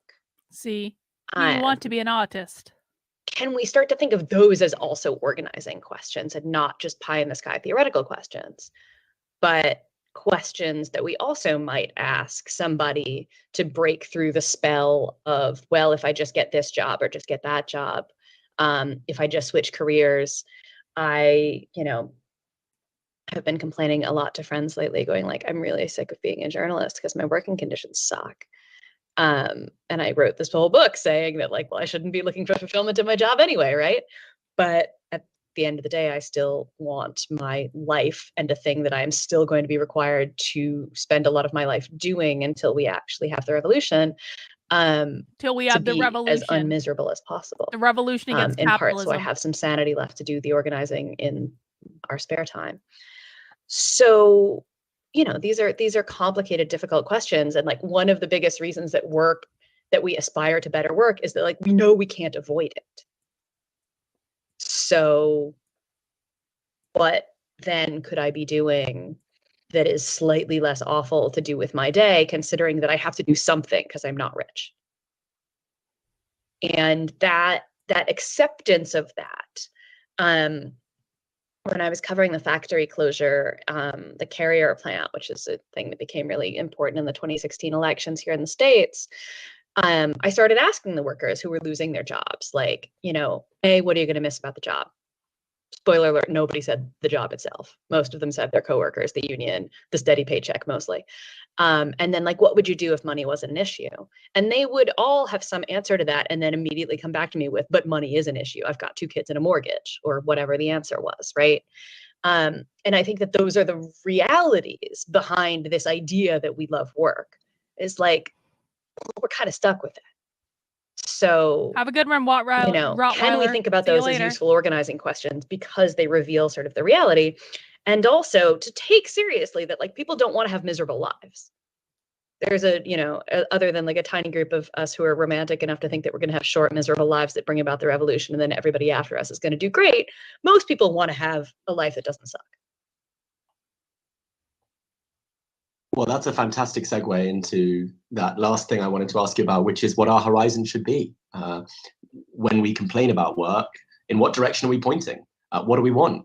And it's worth asking because there are lots of different possibilities on the left. What do you envision the we've got some socialist good questions in utopia the is chat, like? and someone's asked, are worker cooperatives the answer? And of course, if you work in a workers' cooperative and you're still producing for the market, you're still, even if you're not dominated by an individual boss, you're still impersonally dominated by the value formed by the market. You're still producing commodities for the market. And of course, lots of worker cooperatives according to real socialists, are not particularly fun places to work, maybe in various... Vosh is not a real socialist. I hope everyone understands that. Anytime Vosh, if Vosh is still arguing for co-ops in any way, shape, or form, which co-ops are also horrible working environments, by the way, Vosh is not a socialist if he's arguing for worker co-ops, because the real socialists think worker co-ops contribute to capitalism and still keep you oppressed and blah. So no, Vosh is not a socialist if he believes in co-ops. Just saying. According to real socialists, not champagne socialists. Ways they might be better than capital. Similarly, traditions of talking about nationalization or various kinds of social ownership, where there are traditions of workers adding the phrase under workers' control to the demand for nationalization, because state bureaucrat bosses might not be much better than private bosses. One of the good things about the conversation we've been having, and one of the good things about the recent conversation about work itself, is the idea that the content of the work matters, and not only its form, not only who's controlling it, but what you're doing. So is our demand then for a better way of distributing drudgery than capital allows? The early 20th century George Bernard Shaw talked about the most miserable job should be paid the most, and various kinds of class pressures prevent people who clean toilets from being paid more than corporate lawyers, even though people who clean toilets might have a more miserable working life. So is our demand... Maybe I should do a Nitwits episode about Vosh. It's been a while since I've done an episode about Vosh, because honestly, like, I didn't want to deal with Vosh's fans or anything like that. But I feel like I'm like I was really high profile. Well, I wasn't high. I was never high profile, but like I had like a lot more people like that were outside of my core audience paying attention to me when I did that video. This was before I really understood how stupid the fucking internet is. Maybe does Vosh have any good videos where he's like trying to pretend he's a socialist? Maybe I can debunk the fact that Vosh thinks he's a socialist. That might be fun. To say the realm of necessity, of drudgery, is with us for good, or is with us for a long time, but we want now to talk about better ways of distributing who does it and how much they're paid. Or do we have a more ambitious horizon, William Morris's horizon of all work becoming something like play? Is the demand for the abolition of work, that we have that language of abolition now, from talking about borders and prisons and the police, and is that a good language for talking about work itself, for talking about the waged work as an alienated kind of work that you do for money and not because you've democratically decided you should do it? To go back to the big daddy that Sarah referred to, it's very interesting to recover these little phrases of Marx's on thinking about work after capitalism, and especially work in a kind of distant future. I don't know how distant he thinks of it, as a kind of communist society. He talks about the stage where the possession and preservation of general wealth require a lesser labor time of society as a whole. So free time, not just time spent in work. That's not a new idea. But he also talks about a condition in the next line where labor in which a human being does what a thing could do has ceased. So in which our work has become more fulfilled by the passage of machinery and automation. And work where, he says, we get a rich individuality which is as all-sided in its production as in its consumption. So where the experience of work hasn't been abolished in favor of a life simply of leisure, but has been enriched so that the work of looking after people, the work of meeting our needs, made possible by the kind of technologies that we can develop so that we don't have to do awful work, has been transformed into work that is also as much as possible empowering and enriching. Is that a crazily utopian horizon? Should we be talking instead about how we distribute the drudgery and our changes in the form of work, like getting rid of capitalists and having workers' cooperatives, or getting rid of capitalists and having state bureaucrats run nationalized industries? How much hope do these things offer for your politics that wants to think, both of you, about not just workers and bosses, but the work itself that we do? Big question about what kind of politics we should be aiming for. I'll start with you, Sarah. Barnaby, there's a Marx phrase about cook shops of the future. Anyway. Yes, not going to write. I'm kidding. I'm so kidding. He says he's not a utopian, yeah, but lots of controversies about. No, but I think that these are really useful questions to poke at, right? Because I'm also going to point out it wasn't William Morris who wanted to turn work into play. He talked about three things, right? One of which is pleasure in the work itself, but one of which is time away from it, and one of which is control over your product, right? And I think Uncle Bill there had some points that I think we can pull something from that is different than this idea that work. Hang on. Ish says, so these people think they're going to rise up in violent revolution. I think they're split on whether or not the revolution will be violent, but yes, they believe there's going to be a revolution against capitalism. Again, guys, the four goals of the woke left are always and forever the same: gain as much power as possible, destabilize the system, attack capitalism, and that important number 4, usher in their Marxist utopia. They're attacking capitalism because they cannot have their Marxist revolution to abolish capitalism unless they attack it directly and discredit it in the mainstream. So I don't think they necessarily think that it's going to be like violent. I mean, they're open to it being violent. I think they're kind of I won't say conflicted. They're not conflicted. They will use violence if they have to. I think they're I think that some of them don't necessarily think that violence will be necessary, but obviously it would be. But yeah, they want a revolution. It is a revolution against capitalism. It's a revolution against our entire system. They want to overthrow capitalism. Necessarily always become play. I don't think it will. Spoiler alert. Wrote a book about it. But like, the question about what work, I joke about having a sort of version of like shag, marry, kill, but for work, which is like, do we want to eliminate it? Do we want to sort of nationalize it and distribute it differently? Do we want to sort of turn something into a co-op, right? So like, does McDonald's need to exist? No, probably not. But no more does McDonald's. Something like Deliveroo exist? Like Callum Kant writes about this sort of beautifully, I think, right? That like something like that could be lovely because some people can't leave their house. And Deliveroo is basically like DoorDash in London. I know because I had to use it in London. It actually worked out pretty good, but like it's DoorDash. Fact, and would like to have, need to have food brought to them. The People's Deliveroo might be very, very different than the one we have, but we can envision it still existing. And these are sort of fun games to play. But I think the problem is capitalism, obviously, but the pandemic sort of gave us this moment that we could see things changing very quickly and that people were having rapidly changing experiences of work. And again, in that case, mostly for the worse. But I was really stuck on, I spoke to one of the workers at this GE factory in Massachusetts that the workers there had demanded, instead of making like military aircraft, which I'm pretty sure is what they made, they wanted to make ventilators, right? They wanted to make machines for saving lives. And they said, we could retool this factory very quickly and we could do this. We could make these machines and that would be work that would be A, more socially necessary right now, and B, would like, it's not about whether it would be more pleasurable for them to sit there fiddling with a, wrench on a ventilator than a military aircraft, but it would feel more meaningful because it would be machines for saving lives rather than ending them. And those kinds of demands, those open up some space to think about what would be useful and socially necessary work. The questions of caring labor, are also really complicated, actually, right? Like there is some forms of caring labor that people might prefer to not have done by a human.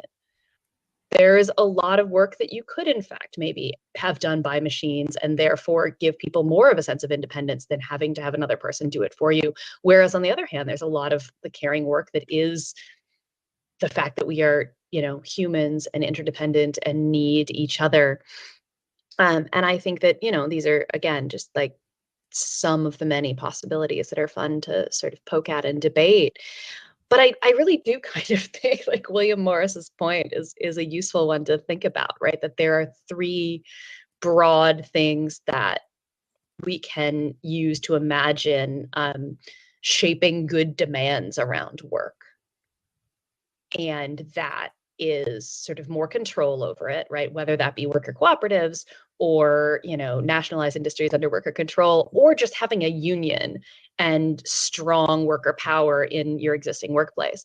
That gives you more control over your work and your product, which can make it more pleasurable, maybe.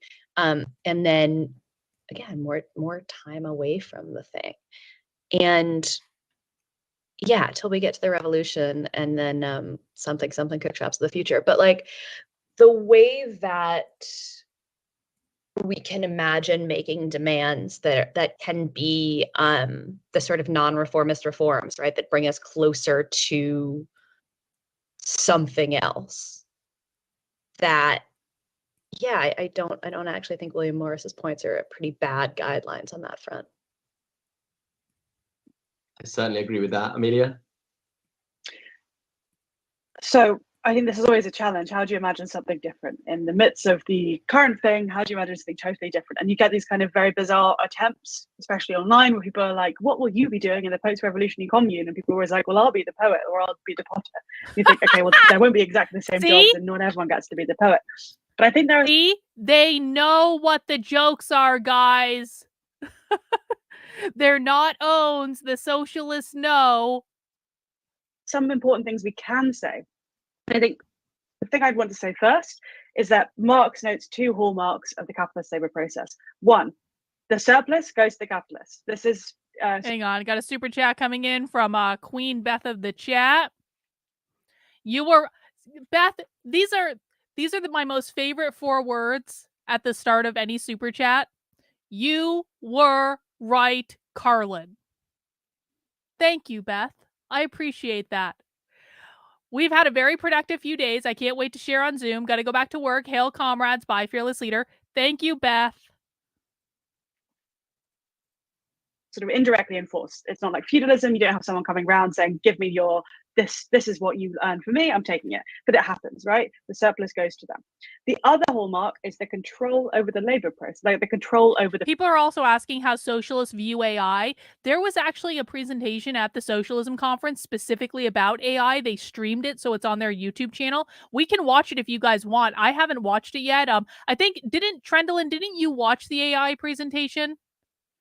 Someone watched the AI presentation, was emailed. We can watch the AI presentation sometime if you want. Or you can watch it on your own. You don't need me to watch socialism. You can watch socialism on your own too. I don't know the answer to it is the question. Process, making sure that labor power is discharged in that proper manner. So both of those... Sorry, one more. Kathleen says, where can I watch How to Speak Socialist? Kathleen, the link is actually pinned to the top of the chat on YouTube right now, so you can find it there, and it's free registration and everything. Or you can go to my Substack, carlin.substack.com, link below. This would need to be changed to have a form of work which satisfies some kind of freedom horizon, right? Exactly what that looks like, I'm not sure. It seems complicated, but it seems like both of those need to be in view. I think the point you made, Barney, about drudgery is really useful, and I like the notion of drudgery for a couple of reasons. One, it allows us to project into the future without coming up with, cookbooks, whatever. But also because drudgery implies some kind of social relation. It implies the thing that is like not necessary, right? The activity that is replicated, the activity that is unnecessarily harsh, unnecessarily boring, unnecessarily rote. And I really like that aspect of it, because I think I have a slight worry about some of the difficulties around this question of essential.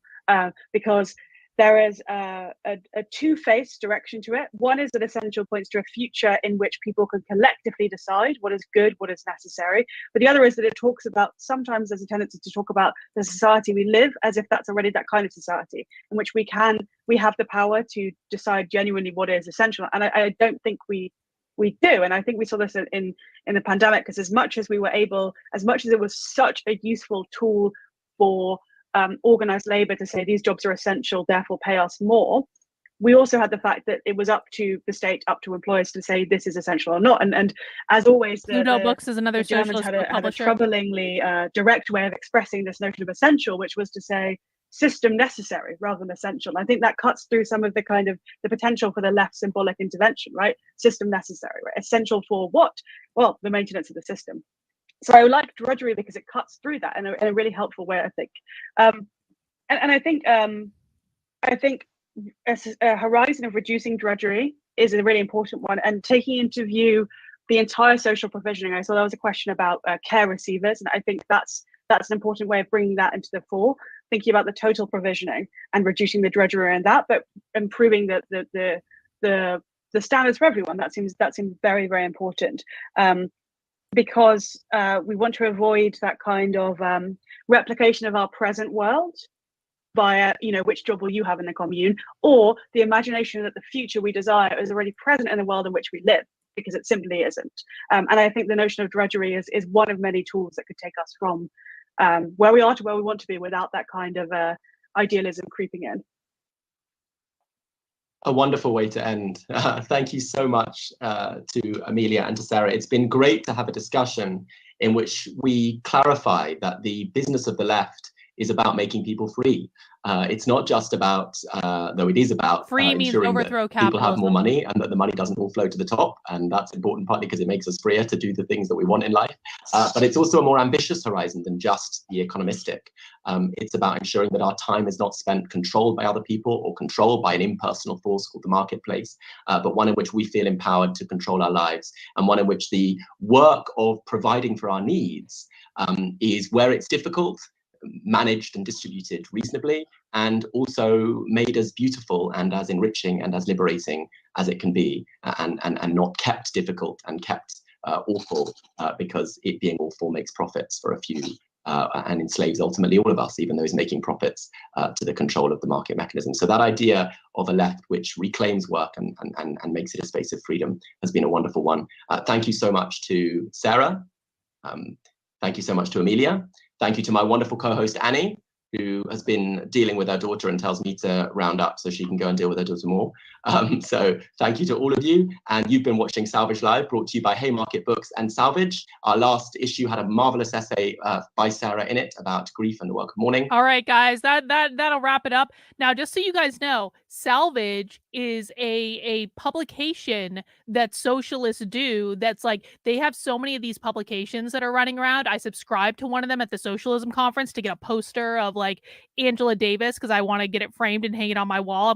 I am planning to redo, I know I've been saying I'm going to plan to redo my office for like years, but like I'm planning an entire wall of like socialism related paraphernalia that I've collected doing these things. Anyway, guys, that is the end of Socialism Saturday for this week, the anti-work episode. I hope you guys learned a lot. Everyone was asking great questions. Really happy with the responses I'm seeing to the questions in the chat, to the pop quizzes. You guys are doing just great. As a reminder, tomorrow, I do not stream on Sundays. I do not anticipate that changing tomorrow because I have a lot of other stuff I need to do. But I do want to remind everyone that if you want to join us, even though I'm not streaming, we will be having movie night.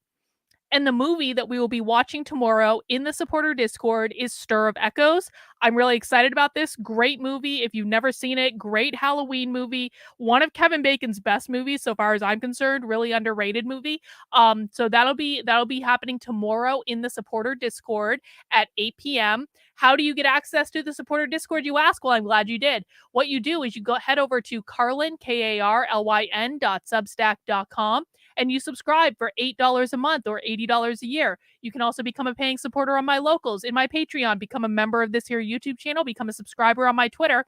And tomorrow, from the Substack, I will be sending out an email that looks like this. It won't be this because this is last week's, but we do this every Sunday. It's the Unwoke Roundup email. And when you get the Unwoke Roundup email, you scroll all the way down to the bottom.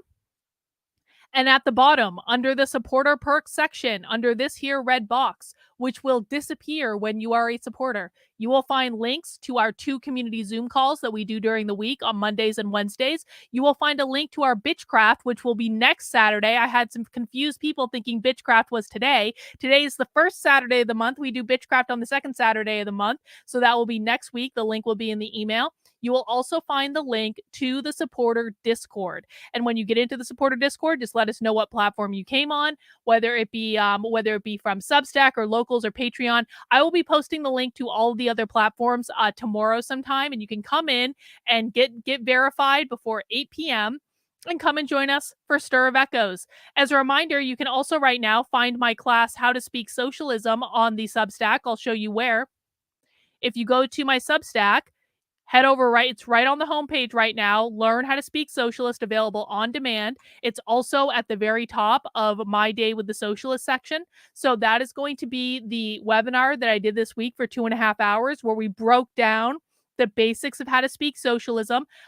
If you enjoyed it, please share it out with friends, because I want people to learn this. I want as many people to learn it as possible.